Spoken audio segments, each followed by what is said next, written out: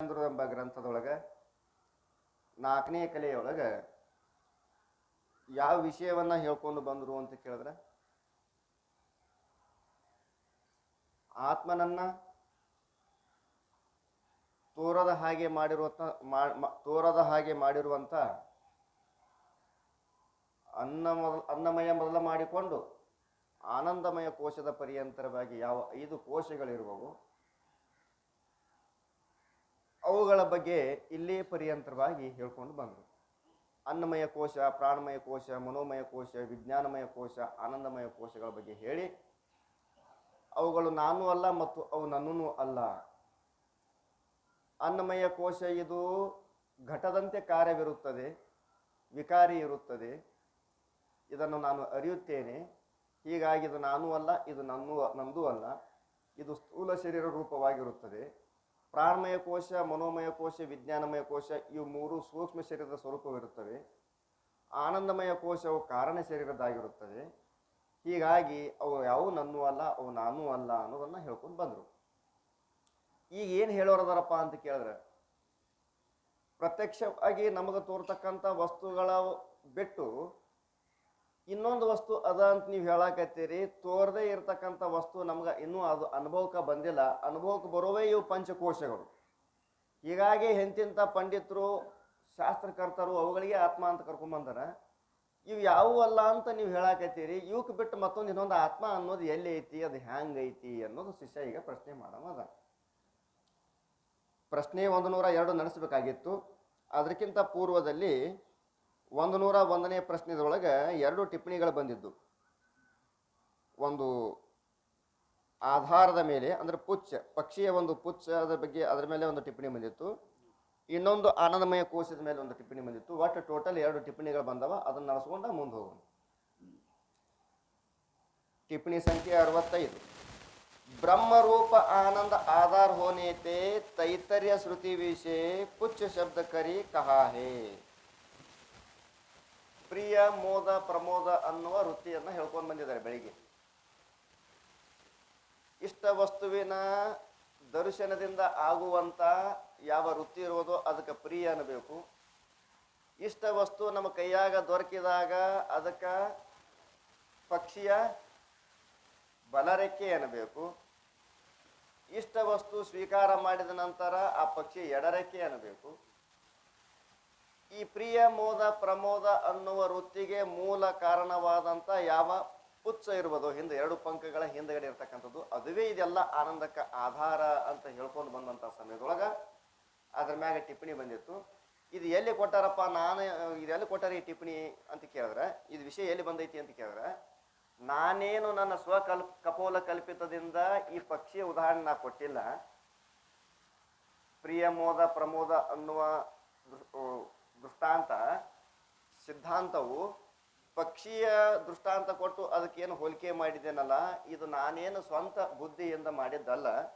ಇದು ಎಲ್ಲಿ ಬಂದೈತಪ್ಪ ಅಂತ ಕೇಳಿದ್ರೆ ತೈತೇರಿ ಉಪನಿಷತ್ತಿನಲ್ಲಿ ಬಂದೈತಿ. ಅಲ್ಲಿ ನೀವು ನೋಡಕ್ಕಾಗಲ್ಲ ಅಂತ ತಿಳ್ಕೊಂಡು ನೀವು ಸಣ್ಣ ಹುಡುಗರಿದ್ದೀರಿ, ವಿಚಾರ ಚಂದ್ರದ ಅಭ್ಯಾಸ ಮಾಡಕತ್ತೀರಿ, ಅಷ್ಟು ದೂರ ನಿಮಗೆ ಹೋಗಕ್ಕೆ ಆಕೈತೋ ಇಲ್ಲೋ ಗೊತ್ತಿಲ್ಲ. ಉಪನಿಷತ್ತುಗಳನ್ನ ಎಲ್ಲ ಅಧ್ಯಯನ, ಗುರುಕೃಪಾ ಅಂದ್ರೆ ಇದಕ್ಕೆ ಅಂತಾರವ್ರು. ಉಪನಿಷತ್ತುಗಳನ್ನ ಅಧ್ಯಯನ ಮಾಡಬೇಕಾಗಿತ್ತು ಅಂದ್ರೆ 6 ವರ್ಷ ಸಂಸ್ಕೃತ ವ್ಯಾಕರಣ ಕಲಿಬೇಕು ಮೊದಲು. ಉಪನಿಷತ್ತುಗಳನ್ನ ಅಧ್ಯಯನ ಮಾಡಬೇಕಾಗಿತ್ತು ಅಂದ್ರೆ ಅದರ ಅರ್ಥ ತಿಳ್ಕೊಬೇಕಾಗಿತ್ತು, ಶಬ್ದದ ಅರ್ಥ ತಿಳ್ಕೊಬೇಕಾಗಿತ್ತು ಅಂದ್ರೆ 6 ವರ್ಷಗಳ ಪರ್ಯಂತರವಾಗಿ ಸಂಸ್ಕೃತ ಗ್ರಾಮರ್ ವ್ಯಾಕರಣವನ್ನ ಅಧ್ಯಯನ ಮಾಡಿ ಆಮೇಲೆ ಏನ್ ಮಾಡ್ಬೇಕಾಗ್ತದೆ, ಉಪನಿಷತ್ತುಗಳು, ಭಗವದ್ಗೀತೆ, ಪ್ರಸ್ಥಾನತ್ರಯಗಳನ್ನ ಅಭ್ಯಾಸ ಮಾಡ್ಬೇಕಾಗೈತಿ. ಇದನ್ನೆಲ್ಲ ಅಭ್ಯಾಸ ಮಾಡೋದ್ರಾಗ ಯಾಕಪ್ಪ ಅಂದ್ರೆ ಇದು ಕಲಿಗಾಲ ಐತಿ. ಇಲ್ಲಿ ಆಯುಷ್ಯ ಬಹಳ ಕಡಿಮೆ ಐತಿ. ಇಲ್ಲಿ ಬದುಕೋದೇ 50ರಿಂದ 60 ವರ್ಷ ಐತಿ. ಹೀಗಾಗಿ ಇಷ್ಟೆಲ್ಲ ಅಧ್ಯಯನ ಮಾಡ್ಕೊಂಡು ನೀವು ಅಲ್ಲಿ ಹೋಗೋದಕ್ಕೆ ಬಹಳ ಸಮಯ ತೋತೈತಿ ಅಂತ ತಿಳ್ಕೊಂಡು ಅಲ್ಲಿದೆ ತಂದು ಇಲ್ಲಿ ಭಾಷಾಂತರ ಒಳಗೆ ನಾ ಹಿಂದಿ ಗ್ರಂಥದೊಳಗೆ ಆ ದೃಷ್ಟಾಂತವನ್ನು ಹೇಳಿ. ಎಲ್ಲಿದು ಅಂತ ಕೇಳಿದ್ರೆ ತೈತರಿ ಉಪನಿಷತ್ತಿನ ಒಳಗೆಂದು ಅಂತ ಪಂಡಿತ ಪ್ರತಾಪ್. ಟಿಪ್ಪಣಿ ಸಂಖ್ಯೆ 66. ಐಸಿ ಅನ್ಯಚಾರಿ ಕೋಶನಿಕಿ ಪಕ್ಷಿ ರೂಪ ಅಸ್ಮತ್ಕೃತ. ಈಗ ಹ್ಯಾಂಗ ನಾವು ಈ ಆನಂದಮಯ ಕೋಶಕ್ಕೆ ಪಕ್ಷಿ ಉದಾಹರಣೆ ಕೊಟ್ಟು ಹೇಳಿದೆವಲ್ಲ, ಇದರಂತೆ ಅನ್ನಮಯ ಕೋಶ, ಪ್ರಾಣಮಯ ಕೋಶ, ಮನೋಮಯ ಕೋಶದ ಬಗ್ಗೆನೂ ಪಕ್ಷಿ ದೃಷ್ಟಾಂತ ಕೊಟ್ಟು ನಾವು ಹೇಳಿದೀವಿ. ನಾವು ಹೇಳಿದೇವು ಅಂದ್ರೇನು, ನಾವು ಬರೆಯಲ್ಪಟ್ಟಂತ ಗ್ರಂಥದೊಳಗೆ ಹೇಳಿದ್ವಿ. ಅಸ್ಮದ್ ಕೃತ ಅಂದ್ರೇನು, ನಾನು ಬರೆಯಲ್ಪಟ್ಟಂತ. ನಾನು ಅಂದ್ರೆ ಪಂಡಿತ್ ಪೀತಾಂಬರಜಿಯವರು ಬರೆಯಲ್ಪಟ್ಟಂತ. तैतरीय उपनिषद की भाषा टीका विषय सविस्तार लिखी है. तैतरीय ಉಪನಿಷತ್ತಿನ ಭಾಷಾ ಟೀಕಾ ಒಳಗ ತೈತರೀಯ ಉಪನಿಷತ್ತಿಗೆ ಏನು ಭಾಷ್ಯ ಬರ್ದಾರ, ಆ ಭಾಷೆಗೆ ನಾನು ಟೀಕಾ ಬರ್ದೇನೆ. ಪಂಡಿತ್ ಪೀತಾಂಬರಜಿಯವರು ಹೇಳ್ತಾರೆ. ಆ ಟೀಕಾದೊಳಗ ಇದ್ರ ಬಗ್ಗೆ ಮತ್ತಷ್ಟು ಸವಿಸ್ತಾರವಾಗಿ ನಾನು ಪಕ್ಷಿಯ ದೃಷ್ಟಾಂತಗಳನ್ನ ಕೊಟ್ಟು ಇನ್ನುಳಿದ ಕೋಶಗಳ ಬಗ್ಗೆನೂ ಹೇಳೀನಿ. ತಾಕು ಇಚ್ಛಾ ಹೂವೆ, ಯಾರಿಗೆ ಅವಿಟ್ಟು ನೋಡ್ಕೊಬೇಕು, ಅವಿಟ್ಟು ಹ್ಯಾಂಗ ಅದಾವ ಅಂತ ಯಾರಿಗೆ ತಿಳ್ಕೊಬೇಕಂತ ಇಚ್ಛಾ ಆಗ್ತಲ್ಲ, ತಹಾ ದೇಖ್ಲೇ, ಅಲ್ಲಿ ನೋಡ್ಬೋದು ನೀವು ಅಂತ ಹೇಳಿದ್ರು. ಇಷ್ಟ. ಪ್ರಶ್ನೆಗೆ ಹೋಗೋಣ. ಪ್ರಶ್ನೆ ಸಂಖ್ಯೆ 102. ಆನಂದಮಯ ಕೋಶತೆ ಮೈ ನ್ಯಾರಾ ಹೂ ಏ ಕಿಸ್ ರೀತಿ ಸೆ ಜಾನನ. ಇಲ್ಲಿ ತನಕ ಪ್ರಿಯ ಮೋದ ಪ್ರಮೋದ ವೃತ್ತಿಯಿಂದ ಆನಂದಮಯ ಕೋಶದ ಬಗ್ಗೆ ಹೇಳ್ಕೊಂಡು ಬಂದರು. ಇನ್ನು ಈ ಆನಂದಮಯ ಕೋಶದಕ್ಕಿಂತಲೂ ನಾನು ಬ್ಯಾರೆ ಇದ್ದೀನಿ ಅನ್ನೋದು ಹೆಂಗೆ ತಿಳ್ಕೊಳ್ಳಿ ಅಂತ ಶಿಷ್ಯನ ಪ್ರಶ್ನೆಯಾಗಿದೆ. ಉತ್ತರ: आनंदमय कोश बादलादिक पदार्थन की न्यायी कदाचित होने वाला है याते क्षणिक है. ಮೋಡಗಳು ಮಾಡಿ ಬಂದಿರ್ತೈತಿ. ವಾಯುನಾ ನಿಯತೆ ಮೇಘ ಪುನಸ್ತೆ ನೈವ ನಿಯತೆ ಮನಸಾ ಬಂದತೆ ಕಲ್ಪು. ಅವ್ರೇನಂತಾರೆ, ವಾಯುನಾ ನಿಯತೆ ಮೇಘ, ಮಳೆಯನ್ನ ತರೋದು ಗಾಳಿನೇ, ಮಳೆಗೆ ಓಡಿಸಿ ಕಳಿಸೋದನು ಗಾಳಿನೇ. ವಾಯುನಾ ನಿಯತೆ ಮೇಘ ಪುನಸ್ತೈವ ನ ನಿಯತೆ. ಮೋಡ ಅನ್ನೋದು ಬಂದೈತಿ, ಮಳಿ ಹಾಕೈತಿ ಅನ್ನೋದ್ರಾಗನೆ ಮತ್ತೆ ಓಡಾಕ್ ಚಾಲು ಮಾಡ್ತೈತಿ ಬೇರೆ ಕಡೆ.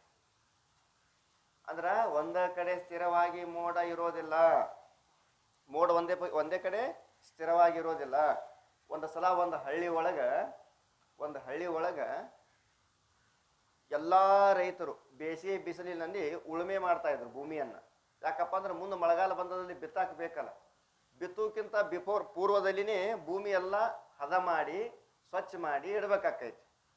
ಹೀಗಾಗಿ ಎಲ್ಲಾ ರೈತರು, ಊರಾಗಿರ್ತಕ್ಕಂಥ ಎಲ್ಲಾ ರೈತರು ಭೂಮಿಯನ್ನ ನೇಗಲ ಇದನ್ನ ಹೊಡ್ತಾ ಸ್ವಚ್ಛ ಮಾಡ್ತಾ ಕಂಟಿ ಕೌಲಿ ಎಲ್ಲಾ ಕಡ್ದು ಹೊಲ ಪದ್ಧತಿ ಮಾಡಿ ಸ್ವಚ್ಛ ಮಾಡ್ಕೊಳಕತ್ತಿದ್ರು. ಮಳೆಗಾಲ ಬರಾಕತೈತಿ, ಅಟ್ಟದ್ರಾಗ ಹೊಲ ಸ್ವಚ್ಛ ಮಾಡಬೇಕು ಅಂತೇಳಿ ಎಲ್ಲಾರು ವ್ಯವಸ್ಥೆ ಮಾಡಾಕತ್ತಿದ್ರು. ಅಟ್ಟದ್ರಾಗ ಮೋಡಗಳಿಂದ ಆಕಾಶವಾಣಿ ಆತು. ಏನಾತು? ಆಕಾಶವಾಣಿ ಆಕೈತೋ ಇಲ್ಲೋ? ಕೇಳಿರಲ್ಲೋ ನೀವು? ಕಂಸನಿಗೆ ಆಕಾಶವಾಣಿ ಆಗಿತ್ತಲ್ಲೋ? ಎಂತ ಹುಚ್ಚಿದ್ಯೋ, ನಿನ್ನ ತಂಗಿ ಗಂಡನ ರಥದಾಗ ಕರ್ಕೊಂಡು ಹೊಂಟಿದ್ವಿ, ಇಬ್ರಿಗೆ ಮದುವೆ ಮಾಡಿ. ಅವ್ರ ಹೊಟ್ಟಿಲೆ ಹುಟ್ಟೋ ಮಗನ ನಿನಗೆ ಕೊಲ್ಲೋದೈತಿ. ಎಷ್ಟನೇ ಮಗ? 8ನೇ ಮಗ. ಅತ ಆಕಾಶವಾಣಿ ಆಗಿತ್ತು? ಆಗಿತ್ತು. ಹಂಗ ಇಲ್ಲಿ ಆಕಾಶವಾಣಿ ಇತ್ತು ಎಲ್ಲಾ ರೈತರನ್ನು ಕುರಿತು. ಏನು ಅಂದ್ರ, ನಿನ್ನ 10 ವರ್ಷದ ಪರ್ಯಂತರವಾಗಿ ನಿಮ್ಮೂರಾಗ ಮಳಿ ಬೀಳೋದಿಲ್ಲ. 10 ವರ್ಷದ ಪರ್ಯಂತರವಾಗಿ ನಿಮ್ಮೂರಾಗ ಮಳಿ ಆಗೋದಿಲ್ಲ. ನೀವೇನು ಭೂಮಿ ಸಾಗುವಳಿ ಮಾಡಕ್ ಹೋಗ್ಬೇಡ್ರಿ, ಸುಮ್ಮನೆ ಕಷ್ಟ ಪಡಾಕ್ ಹೋಗ್ಬೇಡ್ರಿ, ಎತ್ತುಗಳಿಗೆ ತ್ರಾಸ ಕೊಡಾಕ್ ಹೋಗ್ಬೇಡ್ರಿ ಅಂತೇಳಿ ಆಕಾಶವಾಣಿ ಆಯ್ತು. ಮೋಡಗಳು ಮಾತಾಡುದು. ರೈತರೆಲ್ಲ ಮತ್ತಿದು ಆಕಾಶವಾಣಿ ಅಂದ್ರೆ ಖರೇನೇ ಇರ್ತೈತಿ. ಯಾಕಂದ್ರೆ ಕಂಸನಿನೂ ಕೂಡ ಆಕಾಶವಾಣಿ ಆಗಿತ್ತು.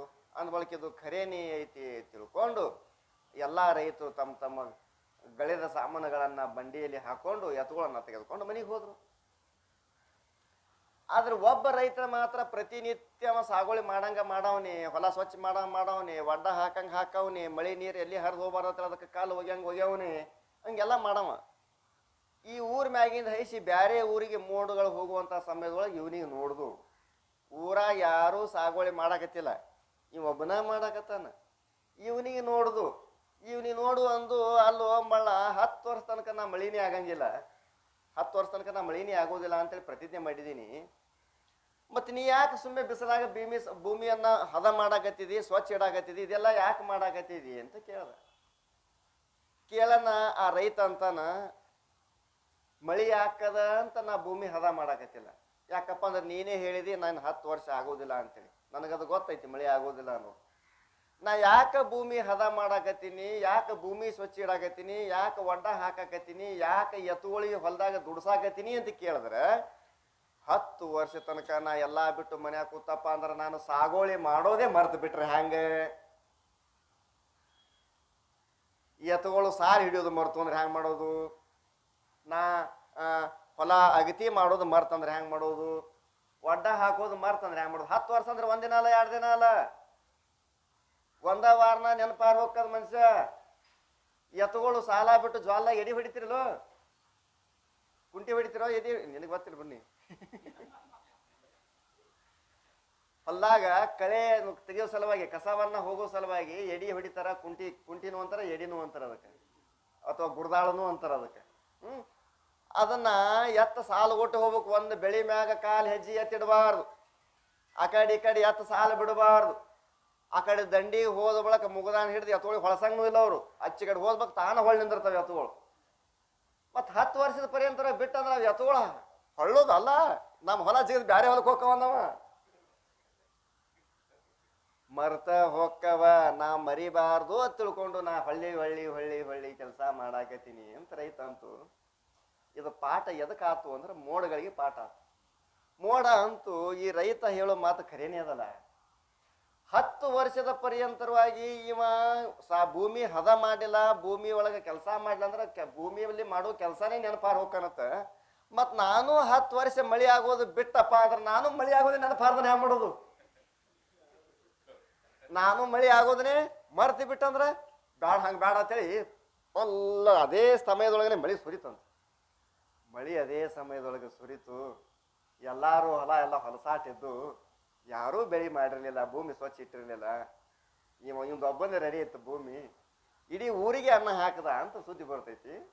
ಹೀಗಾಗಿ ಮೋಡಗಳು ಹ್ಯಾಂಗಿರ್ತಾವಪ್ಪ ಅಂದ್ರೆ ಅವು ಕ್ಷಣಿಕ ಇರ್ತಾವ.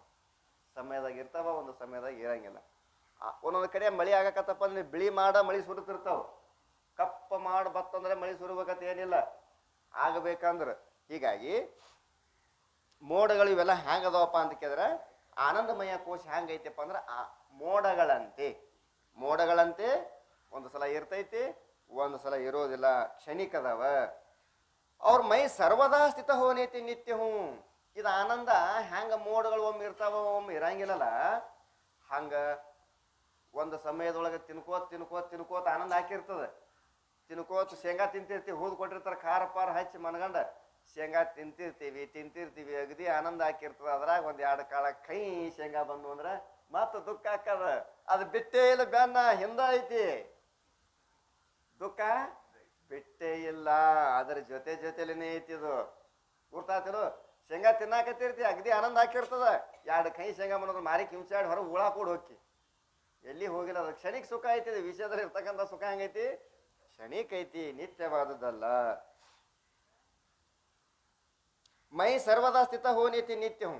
ನಾನು ಯಾವಾಗಲೂ ಇರುವಂತವನಾಗಿರೋದ್ರಿಂದ ನಿತ್ಯ ಇದ್ದೀನಿ. ಯಾತೆ ಈ ಆನಂದಮಯ ಕೋಶ ಮೈ ನಹಿ ಅವ್ರ ಮೇರಾ ನಹಿ.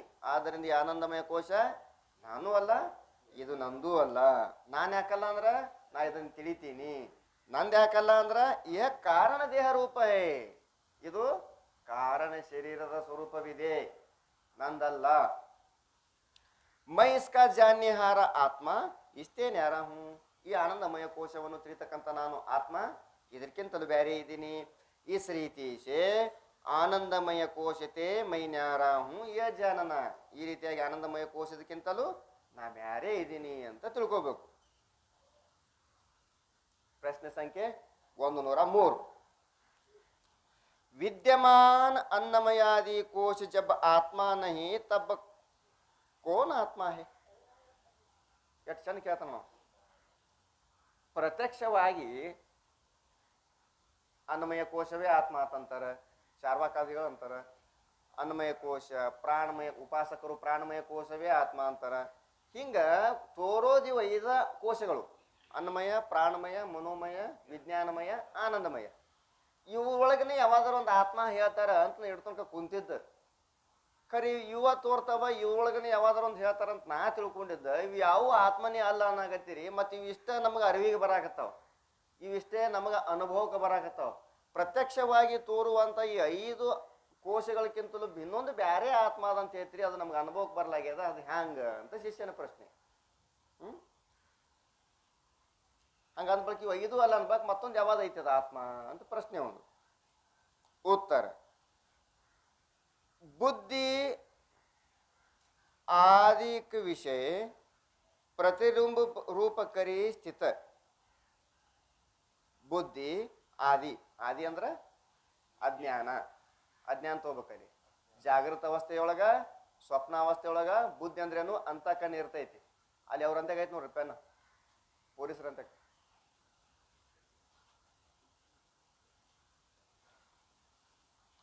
ಬುದ್ಧಿ ಅಂದ್ರೇನು ಅಂತಃಕರಣ ಬುದ್ಧಿ ಅಂದ್ರೆ ಏನು ಗ್ರಹಣ ಮಾಡ್ಬೇಕಲ್ಲಿ ಅಂತಃಕರಣ ಆದಿ ಅಂದ್ರೆ ಏನ್ ತಗೋಬೇಕು ಅಜ್ಞಾನ ಕನ್ಕೊಳ್ಳಿ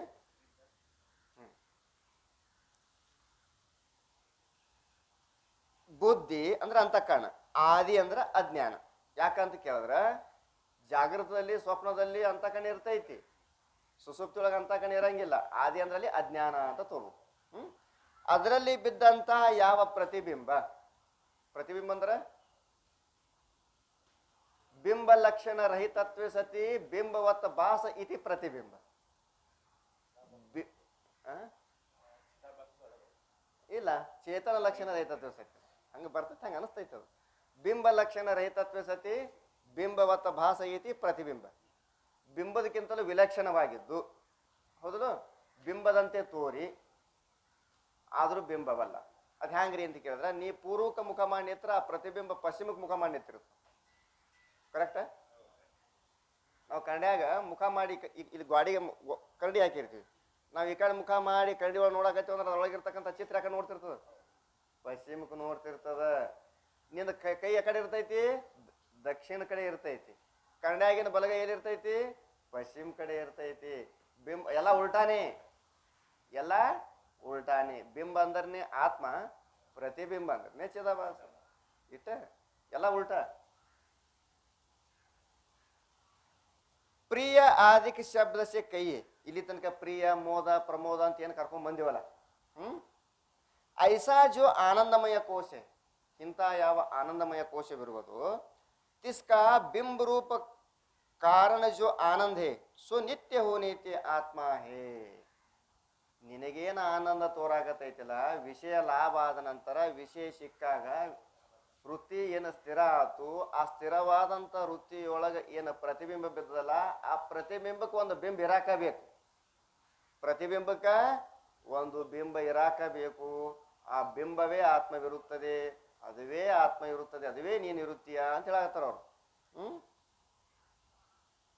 ಸೊ ನಿತ್ಯ ಹೋನೈತಿ ಆತ್ಮ ಅದು ಹೆಂಗೈತಿ ನಿತ್ಯ ಐತಿ ಗುರ್ತಾತಾರ ಈಗ ಹೇಳ್ತಾರ ಮತ್ತೆ ಅದ್ರ ಬಗ್ಗೆನೇ ಬಿಡಿಸಿ ನಾ ಹೇಳ್ದ ಪ್ರಶ್ನೆ 104 पंचकोश जो है ಏನು 5 ಕೋಶಗಳು ಅದಾವಲ್ಲ ವೇಹಿ ಅನುಭವ ವಿಷಯ ಅವತಾ ಹೇ ಬಿಂಬವೇ ಆತ್ಮ ಅಂತ ನೀವು ಹೇಳಾಗತ್ರಿ ಏನು ಬಿಂಬ ಏನು ನನಗೇನು ಗೊತ್ತಾಗಲಾಗ್ಯದ ಅದೇ ನನಗೆ ಅನುಭವಕ್ಕೆ ಬರ್ಲಾಗ್ಯದ ಅಂತ ಶಿಷ್ಯ ಅಂತಾನೆ ತಿಸ್ತೆ ನ್ಯಾರ ಕೊಯ್ ಆತ್ಮ ಅನುಭವ ವಿಷಯ ಅವತಾ ನಹಿ ಅವ 5 ಕೋಶಕ್ಕೆ ಬಿಟ್ರೆ ಇನ್ನೊಂದು ಆತ್ಮ ಅನ್ನೋದು ನಮ್ಗೆ ಅನುಭವಕ್ಕನ ಬರ್ಲಾಗೈತಿ ಅನುಭವಕ್ಕೆ ಬಂದಾಗ ಮನಸ್ಸಿಗೆ ಆನಂದ ಆಕೈತಿ ಅಲ್ಲಿ ತನಕ ಮನಸ್ಸಿಗೆ ಆನಂದ ಆಗೋದಿಲ್ಲ ಯಾತೆ पंचकोशते न्यारा आत्मा है ये निश्चय कैसे हुए ನನಗರೆ ಅನುಭವಕ್ಕೆ ಬರ್ಲಾಗೈತಿ ಅನ್ಬೇಕು 5 ಕೋಶದಕ್ಕಿಂತಲೂ ಬ್ಯಾರೆ ಆತ್ಮ ಅದಾನ ಅಂತ ನೀವು ಹೇಳಾಕತ್ತೀರಿ ಅದು ಹ್ಯಾಂಗ ನಾ ತಿಳ್ಕೊಳ್ಳಿ ಅನ್ನೋದು ಶಿಷ್ಯ ಪ್ರಶ್ನೆ ಈಗ ಶಿಷ್ಯನ ಪರವಾಗಿ ಒಬ್ಬ ಓಡಿ ಬರ್ತಾನೆ ಯದ್ಯಪಿಕ ಅವ ಅನ್ನೋ ಮಾತು ಖರೇನೇ ಇರತ್ತಾನ ಅವನಿಗೆ ಮತ್ತೆ ಸಪೋರ್ಟ್ ಮಾಡಕ್ ಬಂದೇವ ಓದ್ತಾರ ಯದ್ಯಪಿ ಅಂದ್ರೆ ಇವೊಂದು ಅರ್ಧ ಮಾತು ಸತ್ಯ ಅರ್ಧ ಮಾತು ಸುಳ್ಳು ಇರ್ತೈತಿ यद्यपि पंचकोशी अनुभव विषय आवते है इनते न्यारा कोई आत्मा अनुभव विषय आवता नहीं ये वार्ता सत्य है ಆ ಪ್ರಶ್ನೆಕಾರ ಶಿಷ್ಯ ಕೇಳೋ ಮಾತು ಖರೆ ಐತಿ ಇವೇ ನಮ್ಗೆ ಅನುಭವಕ್ಕೆ ಬರ್ತಾವ ಇವಕ್ಕಿಂತಲೂ ಭಿನ್ನವಾದಂಥದ್ದು ಆತ್ಮ ಐತಿ ಅನ್ನೋದು ನಮ್ಗೆ ಅನುಭವಕ್ಕೆ ಬರಂಗಿಲ್ಲ ಈ ಮಾತಾ ಈ ವಾರ್ತಾ ಅಂದ್ರೆ ಈ ವಿಷಯ ಸತ್ಯ ಐತಿ ಬಂದವ ತಥಾಪಿ ಇಬ್ಬರಿಗೂ ಕೂಡ ಸಮಾಧಾನ ಹೇಳ್ತಾರೆ ಜಿಸ್ ಅನುಭವತೆ ಏ ಪಂಚಕೋಶ ಜಾನಿ ನೀ ಅಂದ್ಯಪ್ಪ ಏನಂದ್ರ ಅವರು ನನಗೆ ಈ 5 ಕೋಶಗಳೇ ಅನುಭವಕ್ಕೆ ಬರ್ತಾವಪ್ಪ ಇವಕ್ಕೆ ಬಿಟ್ರೆ ಬ್ಯಾರೇದು ಅನುಭವಕ್ಕೆ ಬರಂಗಿಲ್ಲ ಅಂದ್ಬಳಕ ಆತ್ಮ ಅದನ್ನಂತ ನಾ ಹ್ಯಾಂಗೆ ತಿಳ್ಕೊಳ್ಳಿ ಗುರುಗಳೇ ಅಂತವ ಅಂದ ಈ 5 ಕೋಶಗಳು ನಿನಗೆ ಅನುಭವಕ್ಕೆ ಬರಾಕತ್ತವೇನಪ್ಪ ಅಂತ ಗುರುಗಳು ಕೇಳಿದ್ರು 5 ಕೋಶಗಳು ನಿನಗೆ ಅನುಭವಕ್ಕೆ ಬರಾಕತ್ತವೇನು ಅದನ್ನ ಹೇಳಿ ಮೊದಲಂದ್ರು ಹ್ಞೂ ರೀ ಅನುಭವಕ್ಕೆ ಬರಾಕತ್ತವ ಈ ಪ್ರಾಣಮಯ ಕೋಶ ಮನೋಮಯ ಕೋಶ ಆನಂದಮಯ ಕೋಶ ವಿಜ್ಞಾನಮಯ ಕೋಶ ಅನ್ನಮಯ ಕೋಶ ಇವೆಲ್ಲ ನನಗೆ ಅನುಭವಕ್ಕೆ ಬರಾಕತ್ತವ ಮತ್ತು ಇವೆಲ್ಲ ಅನುಭವಕ್ಕೆ ಬರಾಕತ್ತವ ಅಂದ್ಬಳಕ ಯಾವುದರಿಂದ ನೀ ಅನುಭವ ಮಾಡ್ದೆಪ್ಪ ಅನುಭವ ಬರಾಕತ್ತಾವಲ್ಲೋ ಅದನ್ನ ತಿಳಿಯಾಕತ್ತಿದೆಯಲ್ಲೋ ಯಾವುದ್ರಿಂದ ತಿಳಿದಪ್ಪ ತಿಳಿಯವ ತಿಳಿಸೋದಕ್ಕಿಂತಲೂ ಬ್ಯಾರೇನೇ ಇರ್ಬೇಕಪ್ಪ. ಘಟವನ್ನ ತಿಳಿಯವನು ಘಟದಕ್ಕಿಂತಲೂ ಬ್ಯಾರೇನೇ ಇರ್ಬೇಕಪ್ಪ. ಮತ್ ನೀವೆಲ್ಲ ಅನ್ಭೋಗ್ ಬರಾಗತ್ತೇವ ಅಂತ ಹೇಳಾಗತ್ತೇವ ಅನ್ನೋಬ್ಲಕ್ಕ ನೀ ಬ್ಯಾರೇನೇ ಇದೆಯಪ್ಪ. ಗುರುಗಳು ಹಂಗ ಆತನ ಗೊತ್ತ.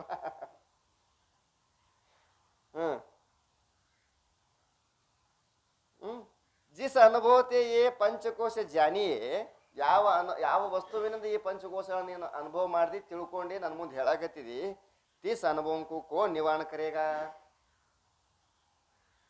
ಇವ ಇದಕ್ಕಿಂತಲೂ ಬ್ಯಾರೆ ಇದ್ದದ್ದ ತಿಳಿಬೇಕು ಅಂತ ನಾ ಹೇಳಾಕತ್ತೀನಿ. ಇದು ಸುಳ್ಳ ಅಂತೇಳಿ ಯಾರಿಗೆ ಹೇಳಕ್ ಸಾಧ್ಯ ಐತಿ? ತಿಳಿಯೋ ವಸ್ತು ತಿಳಿಸೋ ವಸ್ತುಕ್ಕಿಂತಲೂ ಬ್ಯಾರೇನೆ ಇರ್ಬೇಕಾಕೈತಿ. ಇದನ್ನ ಯಾರಿಗಾರ ಸುಳ್ಳು ಮಾಡಕ್ ಬರ್ತೈತಿ? ಬರೋದಿಲ್ಲ. ಕೋಯಿ ಬಿ ನಿವಾರಣ ಕರಿ ನೈಸಕೆ, ಇದನ್ನ ಯಾರು ಕೂಡ ಸುಳ್ಳ ಅಂತ ಸಿದ್ಧಪಡಿಸಕ್ ಆಗೋದೇ ಇಲ್ಲ. ತಿಳಿಯೋ ವಸ್ತು ತಿಳಿಸೋದಕ್ಕಿಂತಲೂ ಬ್ಯಾರೇನೆ ಇರ್ತೈತಿ. ಇವು 5 ಪಂಚಕೋಶಗಳು ನಿನ್ನ ಅನುಭವಕ್ಕೆ ಬರಾಕತ್ತವ, ಇವ್ ನೀ ತಿಳಿಯಾಕತಿ ಅಂದ ಬಳಕ ತಿಳಿದ ಒಬ್ಬ ಬ್ಯಾರೆ ಅದಾನ. ಯಾತೆ ಪಂಚಕೋಶಕ ಅನುಭವ ರೂಪ ಜೋ ಚೈತನ್ಯ, ಈ 5 ಕೋಶಗಳನ್ನ ತಿಳಿಯಲ್ಪಟ್ಟಂತ ಯಾವ ಚೈತನ್ಯವಾದಂಥದ್ದು ಇದೆಯೋ, ಸೊ ಪಂಚಕೋಶತೆ ನ್ಯಾರ ಆತ್ಮ ಹೇ, ಆ ತಿಳಿದದ್ದೇ ಚೈತನ್ಯ, ಅದುವೇ ಆತ್ಮ ಇರುತ್ತದಪ್ಪ, ಅದುವೇ ನೀನಾಗಿರುತ್ತೀಯ ಅಂತ ಅನ್ನೋದು ತಾತ್ಪರ್ಯ. ಎರಡು ಚಂದ ಉದಾಹರಣೆ ಕೊಟ್ಟಾರ ನೋಡೋರು. ಇವ ಅನುಭವಕ್ಕೆ ಬರಾಕತ್ತವ ಅಂದ ಬಳಕ ನೀ ತಿಳಿದಿದಿ ಅಂದ ಬಳಕ ಅದಕ್ಕಿಂತ ನೀ ಬ್ಯಾರೆ ಅದಿ. ಈ ಮಾಯಕ ನಾ ತಿಳಿಯಾಕತ್ತೀನಿ ಅಂದ ಬಳಕ ಮಾಯಕದಕ್ಕಿಂತಲೂ ನಾ ಬ್ಯಾರೇನೇ ಇರ್ತೀನಿ. ಹೌದಲ್ಲ? ನೀವು ನನಗೆ ತಿಳಿಯಾಕತ್ತಾರ ಅಂದ್ರೆ ನೀವು ನನಗಿಂತ ಬ್ಯಾರೇನೇ ಇರ್ತೀರಿ. ಹಂಗ 5 ಕೋಶಗಳೇ ನಿನಗೆ ಅನುಭವಕ್ಕೆ ಬರಾಕತ್ತಾವ ಅಂದ್ರೆ ಆ 5 ಕೋಶದಕ್ಕಿಂತಲೂ ನೀ ಬ್ಯಾರೆ ಇದಿ, ಅದುವೇ ಆತ್ಮವಿರುತ್ತದೆ ಅಂತ ಹೇಳಿದ್ರು ಅವರು. ಪ್ರಶ್ನೆ ಸಂಖ್ಯೆ 105. ಆತ್ಮ ಕೈಸೆ ಹೇ? ಹ್ಞೂ ಅಂದವ. ಈಗ ಹ್ಞೂ ಅಂದೀಗ ಆತ್ಮನ ಕಡೆ ಬಂದೀಗ. ಆದ ರಾತ್ರಿ ಮತ್ತು ಇವಕ್ಕಿಂತಲೂ ಬ್ಯಾರೆ ಅದತ್ತು ಗೊತ್ತಾತು. ಹಂಗಂದ ಬಳಕ ಆತ್ಮ ರೀ ಹಂಗದನ ಅದು ಹೇಳ್ರಲ್ಲ ಅಂದವ. ನಾ ಇವೇ ಆತ್ಮ ತಿಳ್ಕೊಂಡು ಕೂತಿದ್ದೆ 2 ದಿವಸ. ಇವುಗಳನ್ನ ತಿಳಿದದ್ದು ಒಂದು ಆತ್ಮ ಐತಿ ಅನ್ನೋದು ನನಗೆ ಈಗ ಗೊತ್ತಾಯ್ತು ನಿಮ್ಮ ಕೃಪಾದಿಂದ ಅಂದ್ಬೇಕ. ಅವ ಹ್ಯಾಂಗ ಅದನ ಅಂತ ಕೇಳ್ದವ. ಉತ್ತರ: ಸತ್ತ ಚಿತ್ತು ಆನಂದ ಆದಿ. ಆದಿ ಅಂದ್ರೆ ನಿತ್ಯ ಪೂರ್ಣ ಸ್ವರೂಪ ಹೇ. ಹಾಗಾದ್ರೆ ಸದ್ರೂಪ, ಚಿದ್ರೂಪ, ಆನಂದ ರೂಪ, ನಿತ್ಯ ಪೂರ್ಣ. ಇವು ಯಾವಿಲ್ಲ, ಇವು ಸುಳ್ಳ. ಆತ್ಮ ಸತ್ತು ಅನ್ನಂಗಿಲ್ಲ, ಚಿತ್ತು ಅನ್ನಂಗ, ಆನಂದ ಅನ್ನಂಗಿಲ್ಲ, ನಿತ್ಯನೂ ಅನ್ನಂಗಿಲ್ಲ, ಪೂರ್ಣನೂ ಅನ್ನಂಗಿಲ್ಲ. ಸುಮ್ಮಿದ ಅಸತ್ ಅದತ್ರಿ, ಅದಕ್ಕೆ ಸತ್ ಅಂದೀವಿ. ಈ ಹೆಣ್ಮಗಳದಾಳ ತಿಳ್ಕೊಂಡು ಅವನಿಗೆ ಗಂಡ್ಮಗ ಅಂದೀವಿ. ಒಬ್ಬನ ಐತಂದ್ರೆ ಹೆಣ್ಮಗಳು ಅಲ್ಲ, ಗಂಡ್ಮಗನೂ ಅಲ್ಲ. ಹೌದಲ್ಲ? ಒಂದು ವಸ್ತುವಿನ ಮಗಲಾಗಿ ಇನ್ನೊಂದು ವಸ್ತು ಇಟ್ಟಿವಂದ್ರೆ ಅದರ ದೃಷ್ಟಿಯಿಂದ ಇದು ಸಾಣದರ ಅನ್ಬೇಕು, ದ್ವಾಡದರ ಅನ್ಬೇಕು. ಇನ್ನೊಂದು ವಸ್ತುನೇ ಅಲ್ಲಿ ಇಲ್ಲ ಅಂದ್ಬಳಕ ಅದು ಸಾಣದು ಅಲ್ಲ, ಅದು ದ್ವಾಡದು ಅಲ್ಲ. ಅದಕ್ಕೆ ದ್ವಾಡದು ಒಂದ ವಸ್ತು ಜಗತ್ತಿನೊಳಗೆ ಇತ್ತು ಅಂದ್ರೆ ಅದಕ್ಕೆ ಏನನ್ನವನಿ? ಅದಕ್ಕೆ ಬೆಳಗತ್ತೋ, ಕರಗತ್ತೋ, ಉದ್ದತ್ತೋ, ಗಿಡ್ಡತ್ತೋ. ಅವ ಗಿಡ್ಡ ಅದನ್ನ ತಿಳ್ಕೊಂಡು ನೀವು ಉದ್ದತಿ, ಇವ ಉದ್ದ ಅದನ್ನ ತಿಳ್ಕೊಂಡು ಅವನಿಗೆ ಗಿಡ್ಡತಿ, ಅವ ಕರಗದನ್ನ ತಿಳ್ಕೊಂಡು ಇವನಿಗೆ ಬೆಳಗತಿ, ಅವ ಬೆಳಗದನ್ನ ತಿಳ್ಕೊಂಡು ಇವನಿಗೆ ಕೆಂಪತಿ. ಈ 8 ವಸ್ತು ಇದ್ದಾಗ ಇವೆಲ್ಲ ಹಿಂಗೆ ಕಂಪೇರ್ ಮಾಡಕ್ ಬರ್ತೈತಿ, ಹೋಲಿಕೆ ಮಾಡಕ್ ಬರ್ತೈತಿ.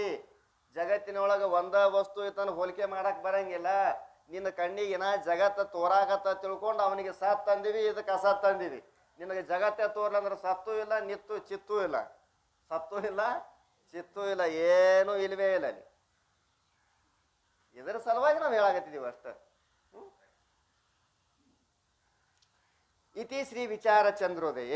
ಈಗ ವಿಚಾರ ಚಂದ್ರೋದಯ ಎಂಬ ಗ್ರಂಥದಲ್ಲಿ ಪಂಚಕೋಶಾತೀತ, 5 ಕೋಶದಕ್ಕಿಂತಲೂ ನಾನು ಬ್ಯಾರೆ, ವರ್ಣನಾಮಿಕ ಬ್ಯಾರೆ ಇದ್ದೀನಿ ಎನ್ನುವ ಹೆಸರಿನ ಚತುರ್ಥ ಕಲಾ, 4ನೇ ಕಲಾ ಸಮಾಪ್ತ. ಇಲ್ಲಿ ಪರ್ಯಂತರವಾಗಿ 4 ಕಲೆಗಳು ಸಮಾಪ್ತ ಆದವು. ಈಗ ಏನು ಮಾಡೋರದಾರಪ್ಪ ಅಂದ್ರೆ 5ನೇ ಕಲೆಯೊಳಗೆ ಅವಸ್ಥೆಗಳ ಬಗ್ಗೆ ಹೇಳೋರ್ದಾರ. ಒಟ್ಟ ಎಲ್ಲವನ್ನ ಒಂದಕ್ಕೆ ಒಂದ ತೆಗೆದು ಒಯ್ಯೋರವ್ರು. ಎಲ್ಲಿ ತನಕ ಶುದ್ಧ ಅನ್ಸಂಗಿಲ್ಲ, ಖವ ಎಲ್ಲಿ ತನಕ ಆಗಂಗಿಲ್ಲ ಅಲ್ಲಿ ತನಕ ಹಾಲು ಕುದಿಸೋರ ಅವರು. ಖವ ಮಾಡೋದು ನೋಡಿರಲ್ಲ? ಒಂದು ದೊಡ್ಡ ಕಡೆಯದೊಳಗೆ ಹಾಲು ಸುರುತ್ತಾರೆ 10 ಕೊಡ, ಅದನ್ನ ತಳಗೆ ಬೆಂಕಿ ಹಚ್ಚಿರ್ತಾರೆ, ಅದ್ರೊಳಗೆ ಹಂಗೆ ಕಡ್ಚಿ ಆಡಿಸ್ಕೋತ ಇರ್ತಾರ ಅವ್ರು. ಒಟ್ಟ ಹೊತ್ತಬಾರ್ದು ತಳಗತ್ತೀರಿ, ತಿರುಗಿಸೋದು ಎಲ್ಲಿ ತನಕ? ಅದೆಲ್ಲ ನೀರಿನ ಅಂಶ ಹೋಗಿ ಗಟ್ಟಿ ಬೆಲ್ಲದಂಗೆ ಆಗಬೇಕು. ಅಲ್ಲಿ ತನಕ ತಿರುಗಿಸೋದು. ಹಂಗೆ ಅಲ್ಲಿ ತನಕ ಇವುಗಳನ್ನ ಒಕ್ಕೋತ ಹೋಗೋದು, ಬಿಡಿಸ್ಕೋತ ಹೋಗೋದು. ಗೊತ್ತಾತಲ್ಲ? ಕಡಿಗೆ ಖವ ಆದ ಬಳಕ ಕಡಾಯಿ ಎತ್ತಿ ತಳಗೆ ಇಳಿಸ್ಬಿಡೋದು. ಖವ ರೆಡಿ ಆಯ್ತು, ಅದರಿಂದ ಏನು ಬೇಕಾದ್ ಮಾಡಕ್ಕೆ ಬರ್ತದೆ. ಖವ ಆತಂದ್ರೆ ಜಾಮೂನ್ ಮಾಡು, ಪೇಡೆ ಮಾಡು, ಬರ್ಫಿ ಮಾಡು, ಏನು ಮಾಡು. ಹಂಗೆ ಈಗ ಏನು ಮಾಡೋರು ಅಂದ್ರೆ ಈ 3 ಅವಸ್ಥೆಗಳು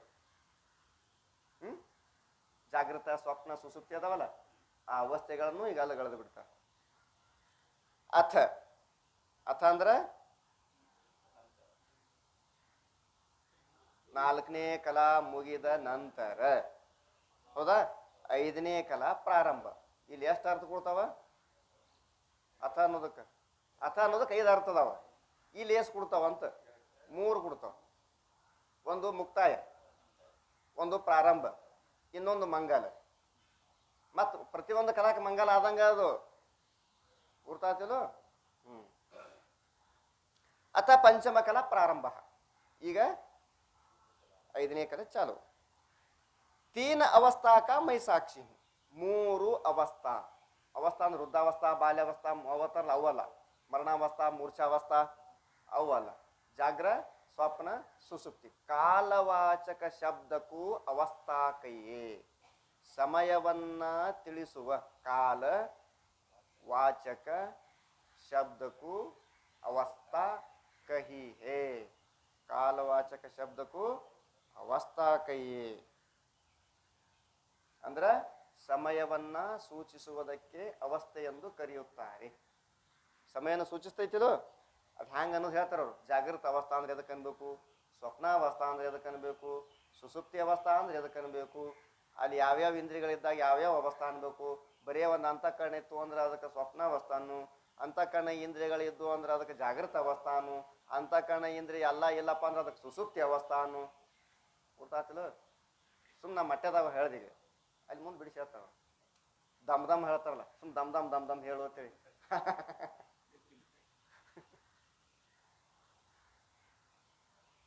ಇಲ್ಲಿ ಆತ್ಮನನ್ನ ತಟಸ್ಥ ಲಕ್ಷಣದಿಂದ ಹೇಳ್ತಾರ ಅಂತ ತಿಳ್ಕೊ. ಹಿಂದೆ ಯಾವ್ದ್ರಿಂದ ಹೇಳಿದ್ರು? ಅತದ್ಯಾವೃತ ಲಕ್ಷಣ. ಅದು ಉತ್ತಮ ಅಧಿಕಾರಿ, ಮಧ್ಯಮ ಅಧಿಕಾರಿ.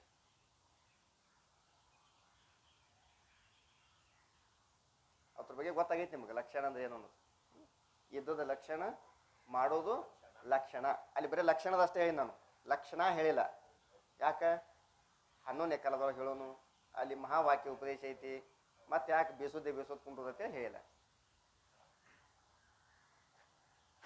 ಹೋಗೋಣ. ಪ್ರಶ್ನೆ ಸಂಖ್ಯೆ 106. ಪ್ರಶ್ನೆ ಸಂಖ್ಯೆ 106. 3 ಅವಸ್ಥಾ ಕೌನ್ಸಿ ಹೇ. ಮತ್ತು ಅವಸ್ಥಾ ಅಂದ್ರೆ ಆ ಕಡೆ ಬಾಲ, ಮುಪ್ಪ, ಮರಣ ಅಂತಾವಲ್ಲ, ಆ ಕಡೆ ಹೋಗಬಾರ್ದ ತಿಳ್ಕೊಂಡು 3 ಅವಸ್ಥೆಗಳಂದ್ರೆ ಯಾವ್ರಿ ಅಂತ ಶಿಷ್ಯನ ಪ್ರಶ್ನೆ. ಉತ್ತರ: ಜಾಗೃತ, ಸ್ವಪ್ನ और ಸುಸುಪ್ತಿ ये 3 ಅವಸ್ಥಾ ಹೇ. ಜಾಗೃತ ಅವಸ್ಥಾ, ಸ್ವಪ್ನಾವಸ್ಥಾ ಮತ್ತು ಸುಸುಪ್ತಿ ಅವಸ್ಥಾ, ಹೀಗೆ 3 ಅವಸ್ಥೆಗಳು ಇರುತ್ತವೆ ಅಂತ ಹೇಳಿದ್ರು. ಇದ್ರ ಮ್ಯಾಗ 72, 73, 74 ಇವ್ರ ಮ್ಯಾಗನು ಬಂದಾವ. ಆ ದುಹಾದ ಮ್ಯಾಲೂ ಟಿಪ್ಪಣಿಗಳದಾವ. ಅವೆಲ್ಲ ನಡೆಸೋನು ನಾವೊಂದು ಸ್ವಲ್ಪ ಎಲ್ಲಿ ಹುಷಾರಾತಿರ್ತೀನಲ್ಲ ಅಲ್ಲಿ ಹುಷಾರಾಗಿರ್ಬೇಕ. ಮೊದಲ 67ನೇ ಟಿಪ್ಪಣಿ ನೋಡ್ರಿ, ಈ ದುಹಾದ ಮ್ಯಾಗ ಬಂದ ಟಿಪ್ಪಣಿ. ಯಾಕೋ ಅನ್ವಯಿ ಕೈ ಅಂದ್ರ पुष्पमाला में सूत्र की न्याय 3 अवस्था में अनुसूतपन है यह अर्थ है. ಆತ್ಮನಿಗೆ ಅನ್ವಯ ಅನ್ಬೇಕು. ಆತ್ಮನಿಗೆ ಏನು ಅನ್ಬೇಕು? ಅನ್ವಯ ಅನ್ಬೇಕು. ಅನ್ವಯ ಅಂದ್ರೆ ಏನಪ್ಪ ಅಂತ ಕೇಳಿದ್ರೆ ಎಲ್ಲದರಲ್ಲಿ ಕೂಡ್ಕೊಂಡಿರೋದು. ಹೂವಿನ ಹಾರಿನಲ್ಲಿ ಇರ್ತಕ್ಕಂಥ ದಾರದಂತೆ, ರುದ್ರಾಕ್ಷಿಯಲ್ಲಿ ಇರ್ತಕ್ಕಂಥ ದಾರದಂತೆ. ರುದ್ರಾಕ್ಷಿ ಎಷ್ಟದಾವ? 108 ಅದಾವ. ಆ ರುದ್ರಾಕ್ಷಿ ಒಂದೊಳಗೆ ಒಂದು ಅದಾವೇನು? ರುದ್ರಾಕ್ಷಿ ಒಂದ್ರಾಗ ಒಂದ್ ಅದಾವ, ಬೇರೆ ಬೇರೆ ಅದಾವ, ಬೇರೆ ಬೇರೆ ಅದಾವ. ರುದ್ರಾಕ್ಷಿ ಬೇರೆ ಬೇರೆ ಇದ್ದದಕ್ಕೆ ಅದಕ್ಕೇನನ್ರಿ? ವ್ಯತಿರೇಕ ಅನ್ರಿ. ದಾರಕ್ಕನ್ರಿ ಅನ್ವಯ. ಜಾಗೃತದಾಗ ಸ್ವಪ್ನ ಐತೇನು?